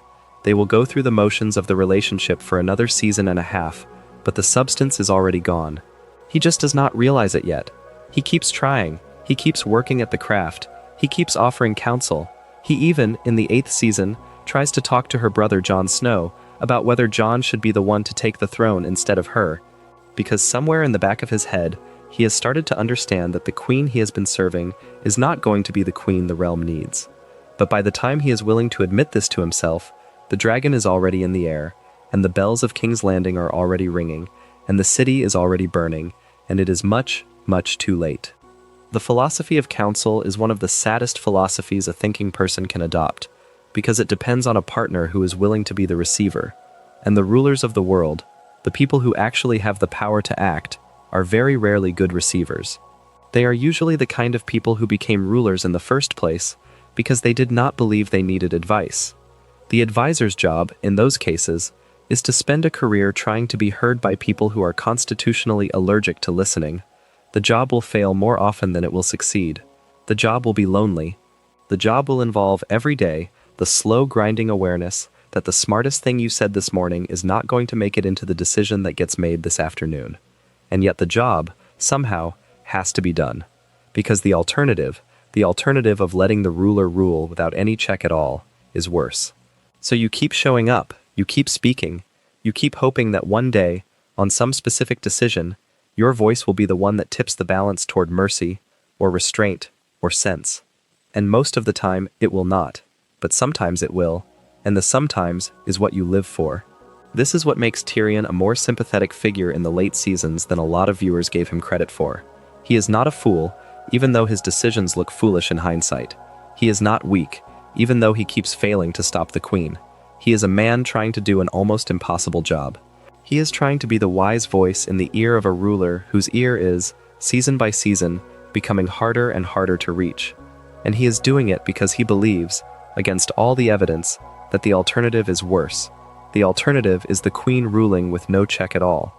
The alternative is no one in the room with the courage to tell her, sometimes, that she is wrong, and so he stays, and he speaks, and he watches her, more and more often, decide not to listen, and he watches the consequences of those decisions add up, season after season, until the bell rings and the city burns, and there is no one left to advise anymore. There is a particular kind of loneliness that comes with being a counselor to a ruler who does not listen, and Tyrion lives in that loneliness for the entire second half of the show. It is a loneliness that is hard to articulate to anyone who has not experienced something like it. It is the loneliness of being in the room where the decisions are made, but not being one of the people who makes the decisions. It is the loneliness of knowing what is going to happen before it happens, and being unable to stop it. It is the loneliness of watching your own counsel be ignored, again and again, and having to decide, every morning, whether to keep offering it or to give up. Most people in his position would give up. Most people would walk away. The fact that Tyrion does not walk away, the fact that he keeps coming back to the table even when the table is poisoning him, is the most heroic thing about him. And it is also, in another light, the most tragic thing about him. Because the staying is what makes him complicit, and the complicity is what he is going to have to live with for the rest of his life. He will live with it. The show ends with him alive. The show ends with him sitting at a table with the small council of the New Realm, the one Bran Stark is now in charge of, trying to figure out how to govern. He has been given a job. He has been given, in some sense, exactly the job he was made for. He is the hand of the king again. He is the wise voice in the ear of a ruler who, this time, is supposed to be a good ruler. And the question the final episode leaves you with, the question that haunts the ending, is whether this version of the job will go better than the previous versions. Whether Bran will be a better receiver than Daenerys was. Whether the relationship of counsel and power can ever work the way it is supposed to work. The show does not answer this. The show just gives you the image of Tyrion, sitting at the table, straightening a chair, looking at the wine he is not drinking, and getting ready to try again. The philosophy continues. The work continues. The lesson, if there is one, is that the work is never done. The advisor, if he survives, keeps advising. There is a relationship at the center of Tyrion's life that has not yet been examined here, and any honest analysis of his philosophy has to slow down and look at it carefully. The relationship is with his brother Jaime. It is, by some distance, the most important relationship Tyrion has had in his life. It is the only relationship that has been there from the beginning, the only one that survived the destruction of the family, the only one that did not end in betrayal or death until almost the very end of the show. And it is the relationship that, more than any other, shapes what Tyrion thinks human love can be. Jaime was the only Lannister who loved Tyrion as a child. The show is quiet about this, but it lays the pieces in early. Tywin treats Tyrion as an embarrassment from the moment of his birth, partly because Tyrion is a dwarf, and partly because his mother, the only person Tywin ever loved, died bringing him into the world. Cersei is even worse, openly cruel, the kind of older sister who finds ways to make her smaller brother suffer in ways that are deniable enough to escape any consequences. But Jaime, who is Cersei's twin, who is by every metric the perfect Lannister son, who is tall and handsome and a great swordsman, and the heir his father always wanted, somehow, for whatever reason, decided that he loved his little brother, decided to protect him from Cersei's cruelty, decided to include him in his life, decided, when Tyrion was old enough to need it, to hire a girl to pretend to be his wife, so that the dwarf might have one moment of joy before the rest of the family figured out how to make sure he never had another. This is the relationship that does not fit the pattern of Tyrion's other relationships. Every other relationship in his life has been transactional, defensive, or hostile. Jaime is the one exception. And the reason Tyrion's philosophy of love and trust is as complicated as it is because he has had this one data point his entire life. This one relationship that did not betray him. This one bond that proved that love between human beings can actually happen, even in a world like Westeros.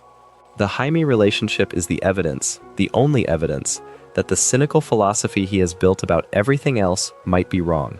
It is the small flame at the center of his theory that keeps him from giving up on the possibility of being loved. And then, in Season 4, Jaime tells him the truth about Tysha, and the relationship cracks. Not fully, not all at once, but cracks. Because the truth about Tysha is also the truth that Jaime, the brother who loved him, knew the whole truth all along and never told him. The truth that Jaime, in his way, was complicit in the lie that destroyed Tyrion's life at 16. Jaime did not know, at the time, that Tywin was going to do what he did. Jaime had hired Tysha as a kindness, a gift to his little brother, a few hours of feeling like a man. He had not known the gift would turn into the worst memory of Tyrion's life. But he knew, afterward, he knew the whole story. He knew that Tysha was a real person who had loved Tyrion, not a paid whore, and he kept that knowledge from his brother for many years, because his father told him to, because the family demanded it, because telling the truth, in that family, would have cost more than Jaime was willing to pay. When Jaime confesses this, the night he frees Tyrion from the cell, he is offering it as a kind of last gift. He is saying, I am going to give you the truth, because you might die in the next few hours, and you should die knowing the actual story of your own life. The intention is loving. The intention is, in fact, the most loving thing Jaime has ever done. But the effect on Tyrion is devastating, because now Tyrion knows that the one person he trusted, the one person who loved him, the one piece of evidence that the world was not entirely a lie, also lied to him, also let him suffer for many years inside a story that was not true, also chose, at the critical moment, to obey their father instead of saving his brother from a lifetime of believing the wrong thing about love. The thing Tyrion does next is the worst thing he could possibly do to Jaime in that moment. He lies. He tells Jaime, with venom in his voice, that he killed Joffrey. He says it knowing it is not true. He says it because he needs to hurt Jaime, and the only weapon he has at hand is a false confession that will damage the love Jaime feels for him.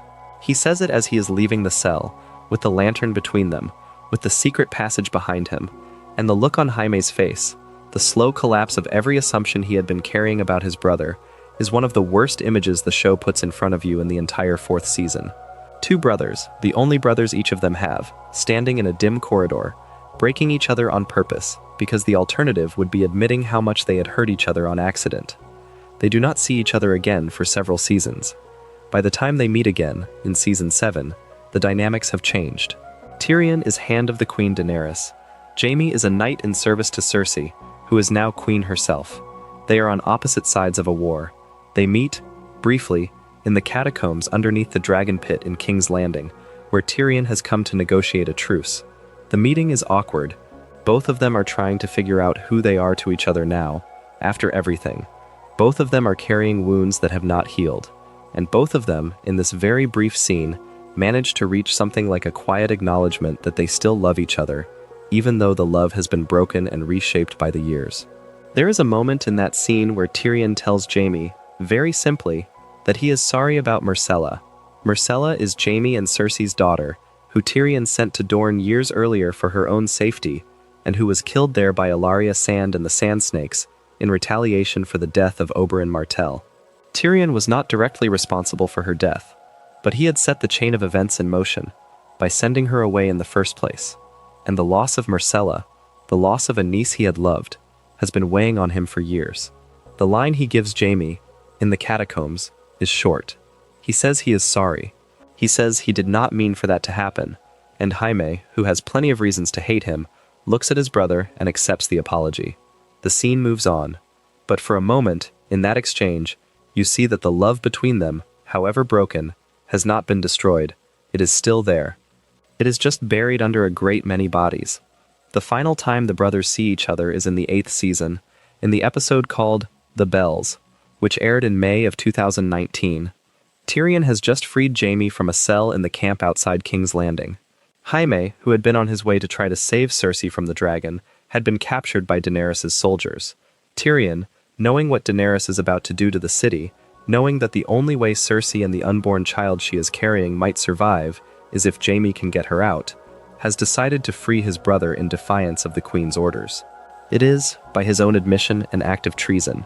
He knows what the punishment will be, but he does it anyway, because the brother he loves has asked him to, because the niece or nephew he never knew, the child Cersei is carrying, deserves a chance, because the only thing he has left, at this point in the war, is the relationship with Jaime. And he is going to use it finally to do something he cannot justify by any other logic except the logic of love. The scene is short. It is in fact almost too short, given its emotional weight. Tyrion frees the chains. The two brothers stand in the dim torchlight. They embrace.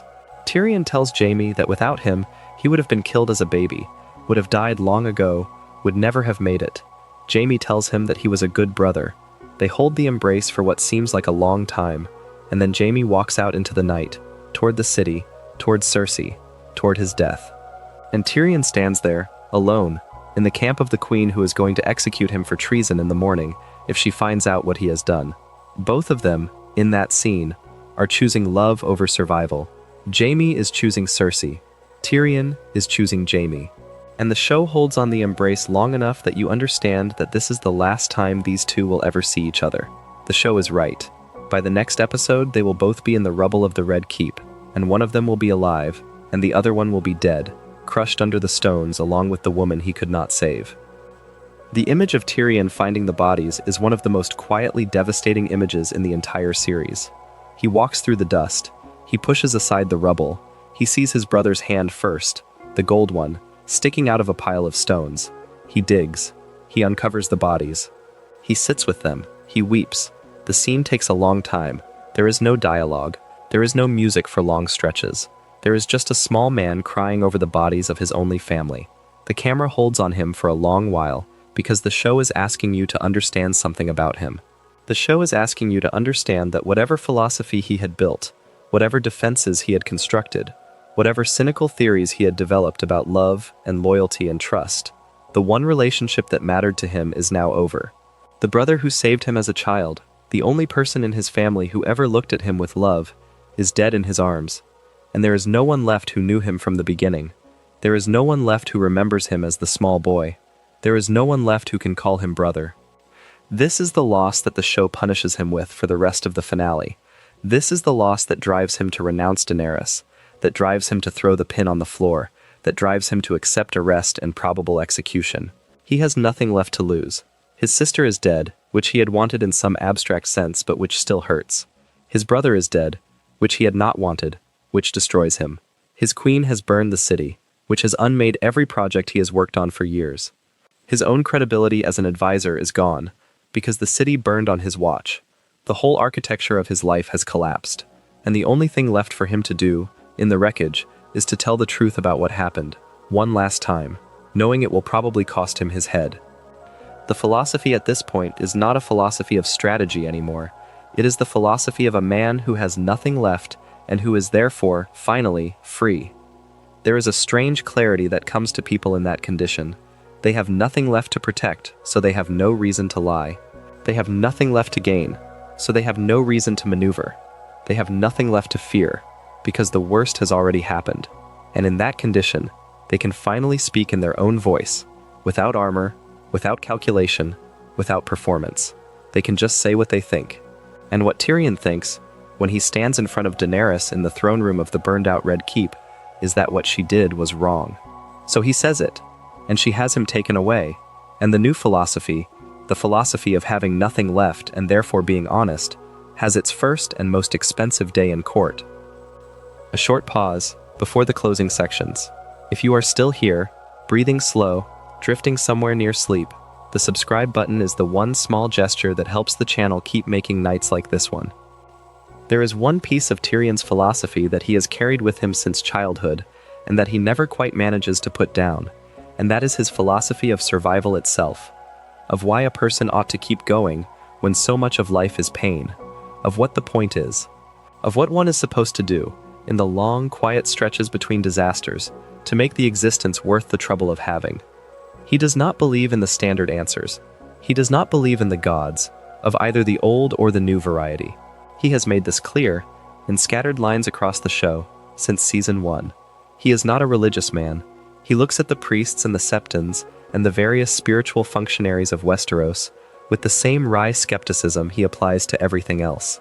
When the gods are invoked in his presence, his face does not change, but you can tell, from the way he goes very slightly quieter, that he is thinking about something private, something he is not going to share with the room. He does not believe in the gods. He has never believed in the gods. The gods, for him, are part of the same category of social fiction as the throne and the crown and the legitimacy of kings. They are stories people tell to give shape to a world that does not have shape on its own. He does not believe in the standard heroic narratives either. He is not the kind of man who is going to find meaning in great deeds. He is suspicious of greatness as a category. He has watched too many great men do terrible things, and too many supposedly small men do generous and surprising things, to put much faith in the idea that some people are made for higher purposes, while others are made for lower ones. The notion of a destined life, a life that is supposed to mean something specific, a life with a divine arc, strikes him as both arrogant and dangerous. The people who believe their lives have a destiny tend to do unforgivable things in the service of that destiny. The people who understand that their lives have no particular destiny tend to be the ones you would actually trust with power. So what does he believe in? What is the philosophical residue after all the gods and the destinies and the great causes have been stripped away? What is left for a man like Tyrion to live for? The answer, when you watch the show closely, is something small and almost embarrassing in its simplicity. He believes in conversation. He believes in books. He believes in wine, of course. But underneath the wine, he believes in the company of people who can think with him, who can play with ideas with him, who can sit at a table with him, and pass the hours in talk that is good. He believes in the small, repeatable pleasures of being alive, the meal, the fire, the quiet hour at the end of a long day, the laugh you get from a friend who has finally said the line you were waiting for them to say. He believes in the immediate present, in the room he is in right now, in the person across the table from him, in the small mercy of having survived one more day in a world that has been trying, in various ways, to end him since the moment of his birth.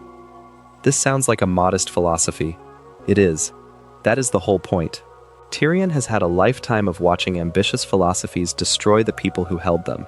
He has watched his father, who believed in legacy, die on a privy with a crossbow bolt in his chest.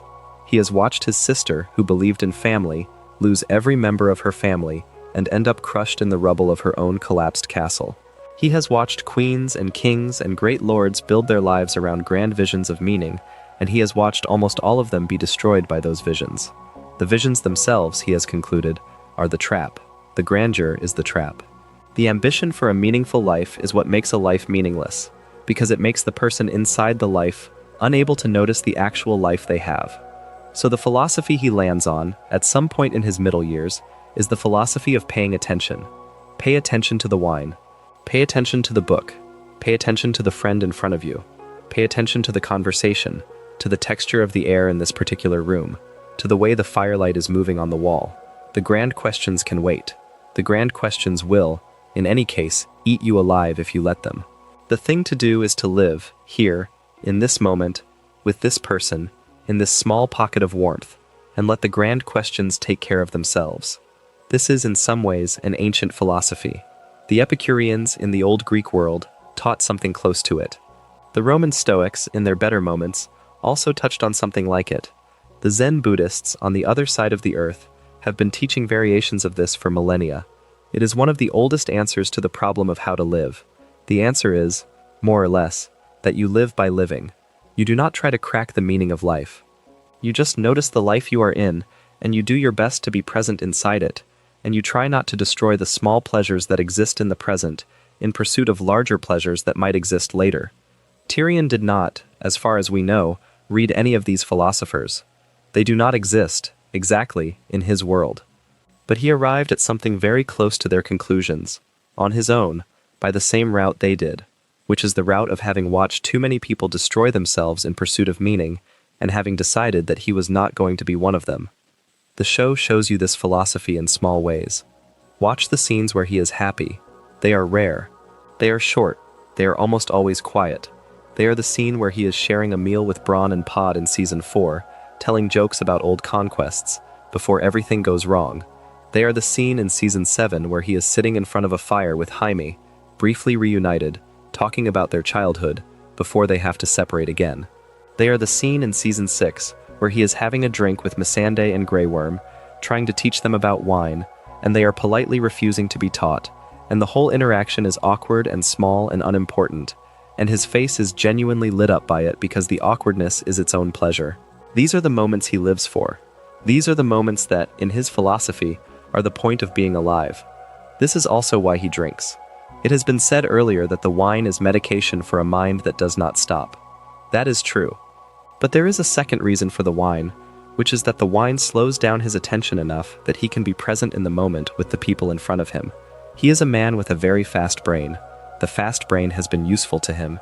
It has kept him alive. But the fast brain also has a tendency to run ahead of the moment, to skip past the meal in front of him toward the next political problem, to skip past the conversation he is having toward the conversation he is going to have tomorrow. The wine slows him down. The wine lets him sit, for an hour or two, inside the present, with whoever is across the table. The wine is, in this sense, not a vice. It is a discipline. It is a tool for being where he is. And then there are the books. The books are not, for Tyrion, just a weapon, although they are also a weapon. The books are, more fundamentally, a kind of company. The books are the way a lonely child found companions in the years when no real companions were available. The books are the way an exhausted adult restores himself, in the quiet hours between disasters, by spending time with minds that have thought about the same problems he is thinking about. Tyrion's relationship to books is, in many ways, the most stable relationship in his life. The books are always there. The books do not betray him. The books do not change their stories halfway through to inflict a different kind of pain. The books say what they say, and they let you come back to them when you are ready, and they are, in their way, the most reliable companions a person can have. This is the third leg of his late philosophy. The wine, the conversation, the book. The small, repeatable pleasures of a literate life. The things a man can carry from court to court, from exile to exile, from cell to cell, and never quite be deprived of, because the things are inside him, in the form of memory and habit, even when the physical objects are taken away. This is what survives the destruction of the family. This is what survives the loss of the brother. This is what survives the queen, and the burning city, and the long walk through the ash. Whatever else has been taken from him, he can still read. He can still think. He can still pour a cup of wine and sit at a table and have a conversation. The philosophy, the small philosophy of the present moment, is portable. It travels with him. It is the one thing the world has not yet figured out how to take. There is, beneath this philosophy, a darker question that has to be addressed honestly. The darker question is whether his small philosophy is itself just a form of giving up. Whether the willingness to find joy in books and wine and conversation is a sign that he has stopped trying to fix the larger world. Whether the man who killed his father and renounced his queen has simply, in the end, retreated into a quiet life because the alternative is to keep fighting battles he can no longer believe in. The show does not entirely answer this question, but the show suggests, by the end, that the answer is no. The answer is that Tyrion is not retreating. The answer is that Tyrion is doing the only useful work that is still available to him, which is to take his job as Hand of the King, again under a new and strange ruler, and to try, one more time, to use his mind in service of a kingdom that desperately needs it. The ending the show gives him is, in this way, a return. He started the series as a man with no purpose, drinking and whoring his way through a life he did not value. He spent the middle of the series trying, in various ways, to find a purpose. and being burned by every purpose he found. He ends the series with a purpose that is more modest than any of the purposes he tried before. He is just a hand. He is just a member of a small council. He is just one of the people in the room where the decisions are being made, trying to make the decisions slightly better than they would otherwise have been. It is not glamorous. It is not the answer to all the big questions. It is just the work, the daily work, of trying to make a broken system slightly less broken, and the philosophy he carries into that work is the philosophy he has earned through a lifetime of suffering. Pay attention to the room. Speak when you can. Drink less than you used to. Read in the evening. Remember the brother who loved you. Try not to make the same mistakes you have already made. And get up the next morning and do it again. This is the philosophy. This is the whole philosophy, distilled down to the only thing that survives. It is not heroic. It is not transcendent. It is the philosophy of a man who has been tested by his life, and who has, somehow, not become the thing his life was trying to make him become. The world tried to make him bitter. It mostly failed. The world tried to make him cruel. It almost succeeded, in a few moments, but it did not. The world tried to make him give up. He did, for short stretches, but he kept coming back. And what survives, at the end of all of it, is the philosophy of a man who has decided that even though nothing he does will ever fix the larger problem, he is going to keep showing up to do the smaller work, because the smaller work is the work that is actually available, and the smaller work is what keeps the world from getting any worse than it already is. This is, in its way, one of the most adult philosophies in fiction. It is not the philosophy of a hero. It is the philosophy of a survivor who has chosen, in spite of everything, not to become cynical. The cynicism is right there the whole time. The cynicism is the easy door. The cynicism is the door he could have walked through any day of his life, and almost no one would have blamed him. But he keeps choosing not to. Even after Tysha. Even after Shae. Even after the trial. Even after killing his father. Even after watching the city burn. He keeps choosing, in the small private decisions that no one but the audience sees, to be a person who tries. The trying is what defines him. The trying is what the philosophy is for. There is a strand running through Tyrion's life that the show is patient about, and that strand is loneliness. Not the loneliness of being alone in a room. Tyrion is almost never alone in a room. He is constantly surrounded by people, by sellswords and squires and servants and small council members, and the parade of women he pays to spend time with him. The loneliness in his life is a different kind of loneliness. It is the loneliness of being unknown. It is the loneliness of being in a crowd, in a hall, in a chamber, surrounded by people, and feeling that not a single one of them has any idea who you actually are. It is the loneliness of having spent your whole life performing a version of yourself for the audience around you, and slowly losing track of whether there is any version of yourself underneath the performance that anyone could recognize, even if you were brave enough to show it. This is one of the most carefully developed pieces of his characterization across the 8 seasons, and the show does it almost entirely through silence. Watch the scenes where he is at the center of a room of people who are being entertained by him. Watch him deliver a clever line, and watch the room laugh. Watch the laughter die down. Watch his face, in the pause after the laughter, when no one is looking at him for a moment. The face does something. The face goes very slightly slack. The face shows you that the performance, which everyone else is enjoying, is, for him, work. Hard work. Exhausting work. The work of being the dwarf they came to see, the witty cripple, the entertaining outsider, the safe target for laughter. He does the work because the work has kept him alive for a lifetime. But the work is lonely, and the loneliness, the show keeps telling you in these small moments, is the bill that comes due at the end of every long performance. There are only a handful of people in his life who have ever seen him without the performance running. Jaime, once or twice, in the years they had together as children. Tysha, in those 2 impossible weeks. Shae, sometimes, in the early days when the love was new and he had not yet learned to perform for her too. Varys, perhaps, in the long conversations they had in Pentos after the killing of Tywin, when there was nothing left for Tyrion to maneuver toward and nothing left for Varys to gain from him.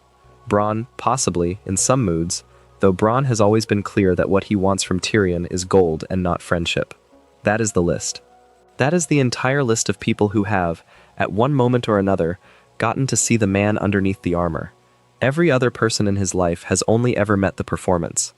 This is a brutal accounting for a lifetime, but it is consistent with everything the show has been showing you about him. It is consistent with the way he flinches from real intimacy.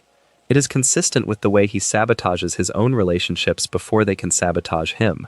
It is consistent with the way he keeps falling for women who turn out to be lying to him, because the women who are lying to him are the only kind of women he knows how to be with.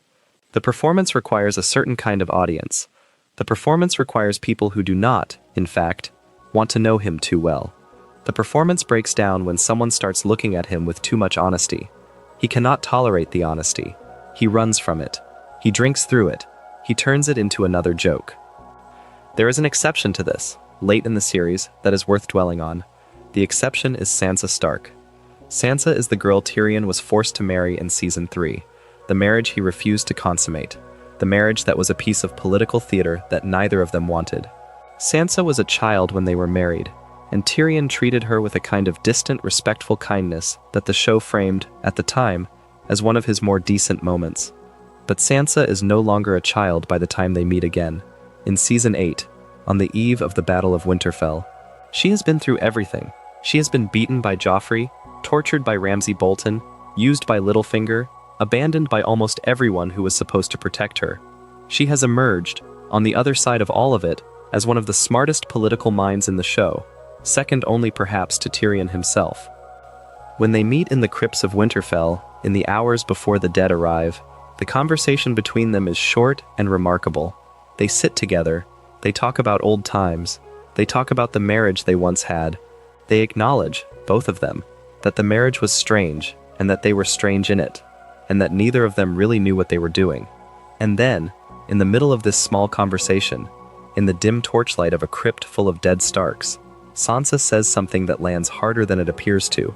By most accounts of the scene, she tells him he was the best of them.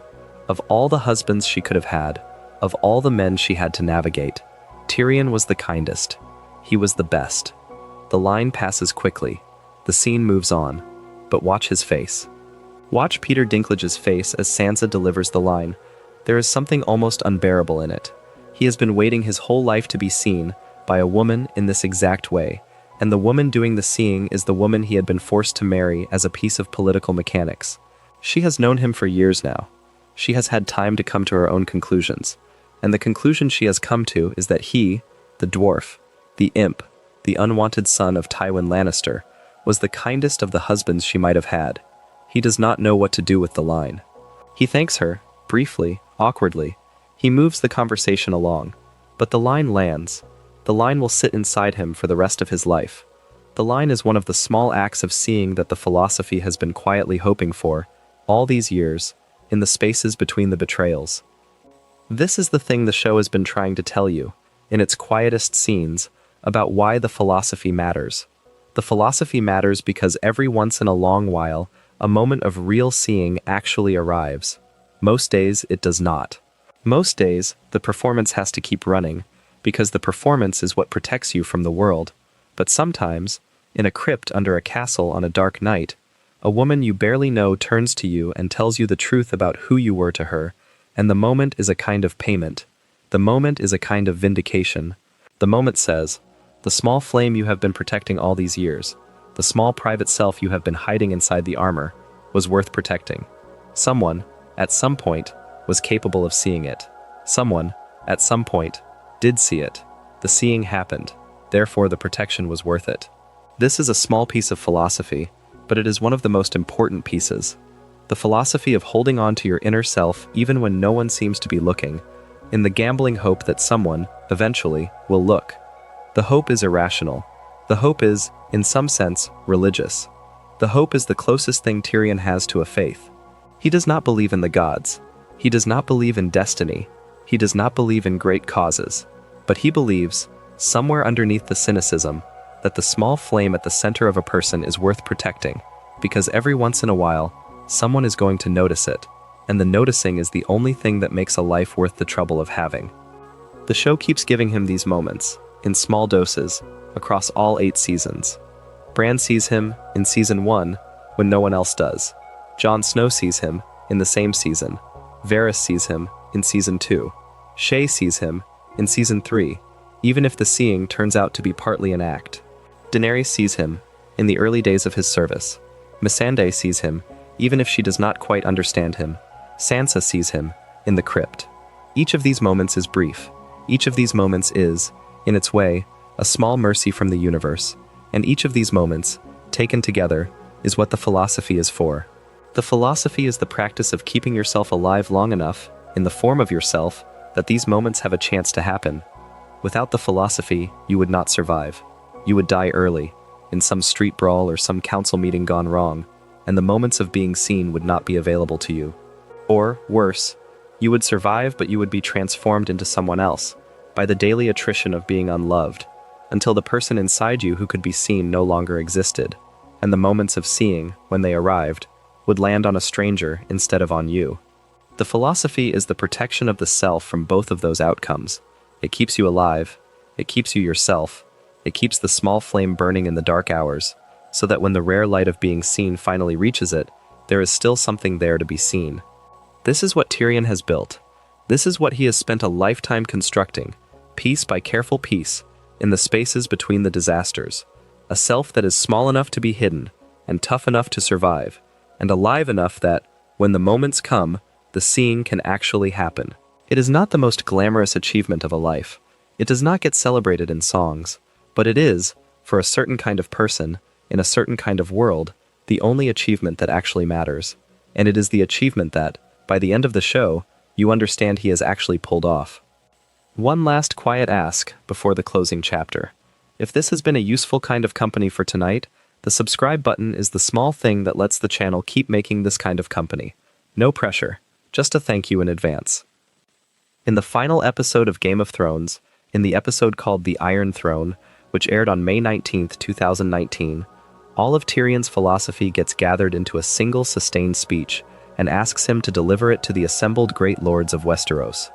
The lords have gathered at the Dragon Pit in King's Landing to figure out who should rule what is left of the kingdom. Daenerys is dead, killed by Jon Snow. The Iron Throne has been melted down by the dragon. There is no clear successor. The lords have come to the Dragon Pit, and Tyrion, who is still technically a prisoner, has been dragged out of his cell to face them.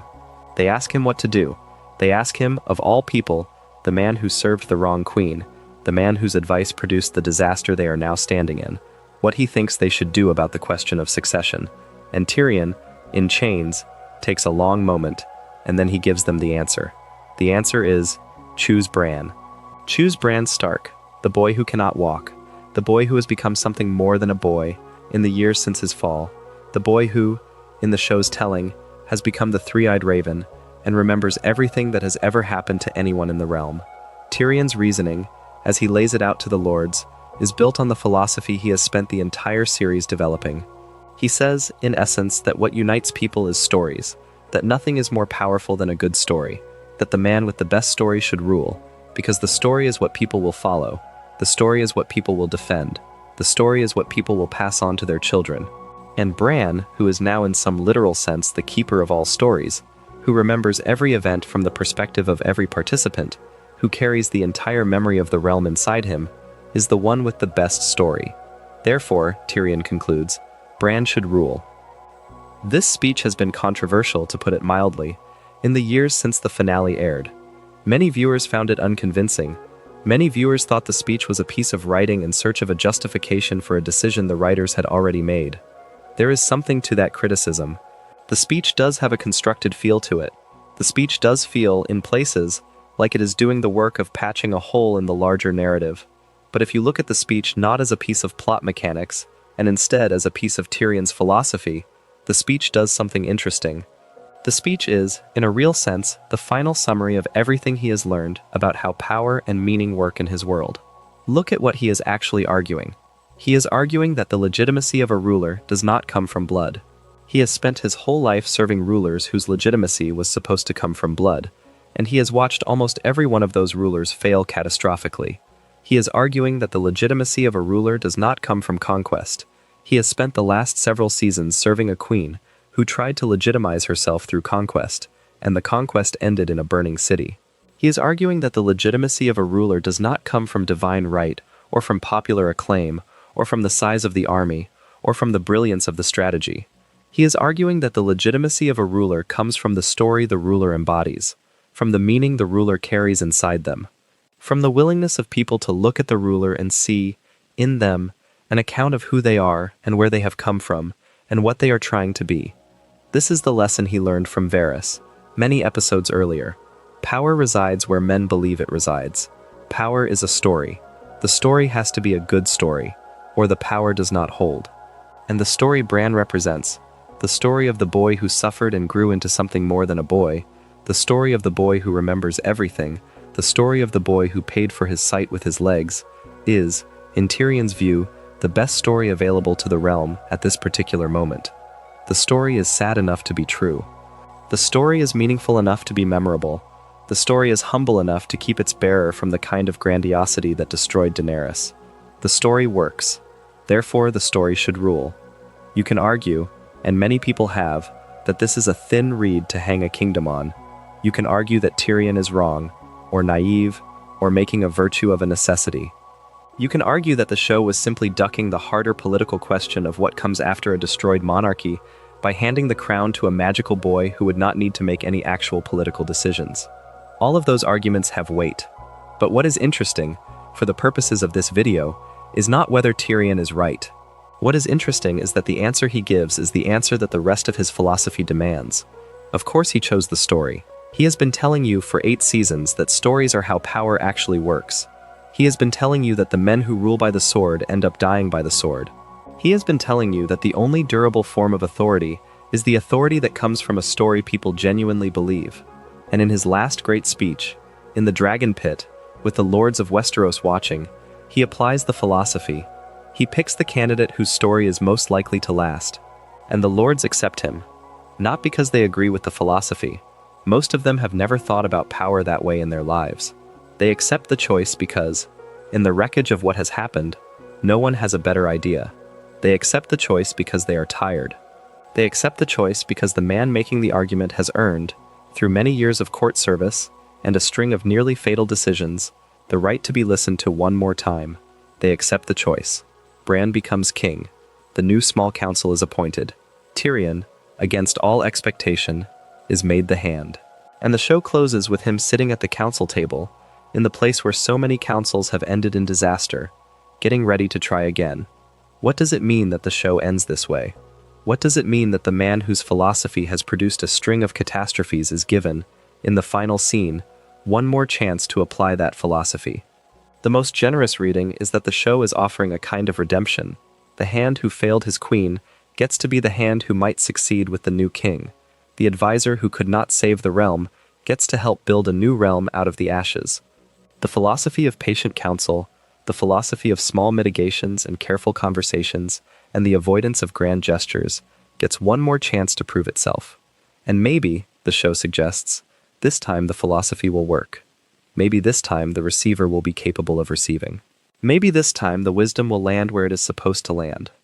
A less generous reading is that the show is offering a kind of trap. The trap is that the philosophy of patient counsel keeps requiring a willing receiver, and the receivers keep failing to be willing in the long run. The trap is that Tyrion is being set up to do the same thing he has always done, with the same predictable result. The trap is that, somewhere down the road, even Bran will turn out to be inadequate to the role, and Tyrion will once again be the advisor whose advice was not enough, and the cycle will repeat. The show does not let you choose definitively between these readings.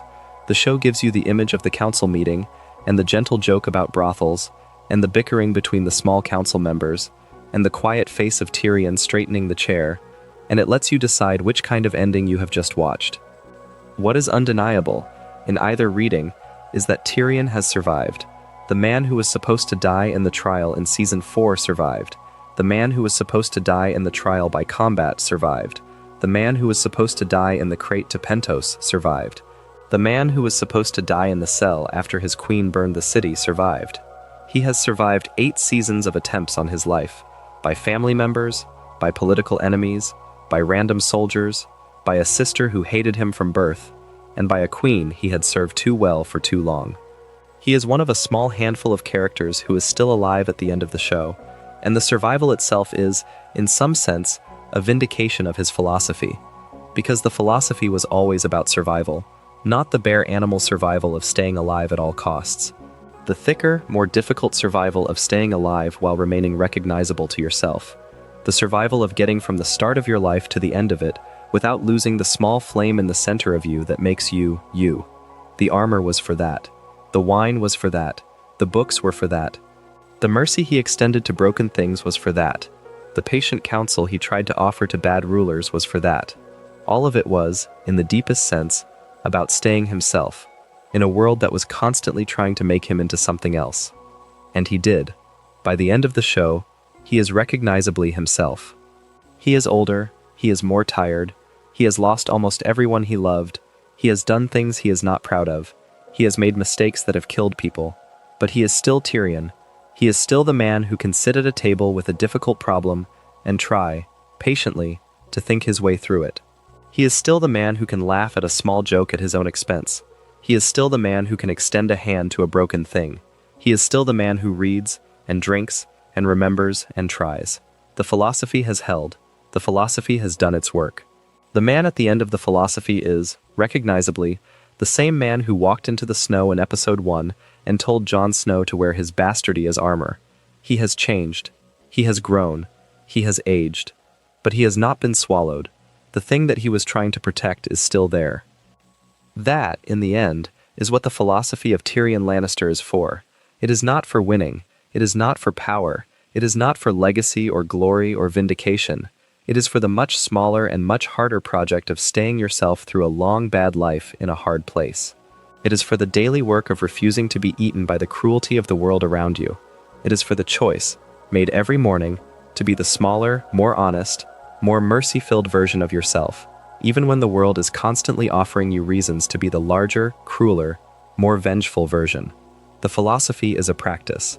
The practice is hard, the practice fails, often, but the practice over time accumulates, and what it accumulates is a person. The show ends with that person sitting at a table in a quiet hall, getting ready to try again. The camera pulls away, the council bickers in the background, the light is soft. Outside, the bells of King's Landing are no longer burning anyone alive.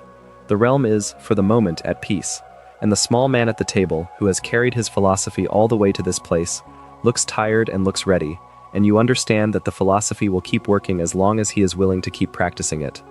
Which, the show implies, will be a while yet. Tyrion is not done. The work is not done. The slow attempt to make a broken world slightly less broken will continue, in the same way it always has. One careful conversation at a time, one small decision at a time, one quiet evening with a book and a cup of wine at a time. The philosophy is the man is the philosophy. They will go on together, until they cannot go on anymore. That is where we will leave him, in the soft light, at the council table, with the realm quiet around him, and the work waiting for the morning. The fire has burned low in the room where you are listening. The blanket has settled around you. Outside, somewhere far from Westeros, the night has gone on without your noticing. The small man at the table is still there. The philosophy is still there. The practice is still going. And you, drifting at the edge of sleep, have walked with him through all of it. The armor, the wine, the books, the cripples and bastards and broken things. The trial, the crossbow, the crate, the dragon pit, the chair he straightened, gently, before the credits rolled. Tyrion Lannister, in the end, is a small man who learned how to be a person in a world that did not want him to be one. The philosophy he built was the philosophy of a survivor. The philosophy he passed on, without ever quite naming it, was the philosophy of paying attention. To the room, to the friend across the table, to the wine in the cup, to the small flame in the center of yourself that no king and no army and no father can put out, as long as you remember to keep feeding it. That is what he leaves the realm with. That is what the show, in the end, leaves you with too. Rest now. Let the dragon pit fade. Let the throne room fade. Let the cold halls and the cold fathers and the long red trial fade. Somewhere, in a quiet room with soft light, a small man is straightening a chair. The bells are not ringing. The work waits for the morning. So does yours. If you enjoyed the video, make sure to subscribe, and I'll see you in the next one.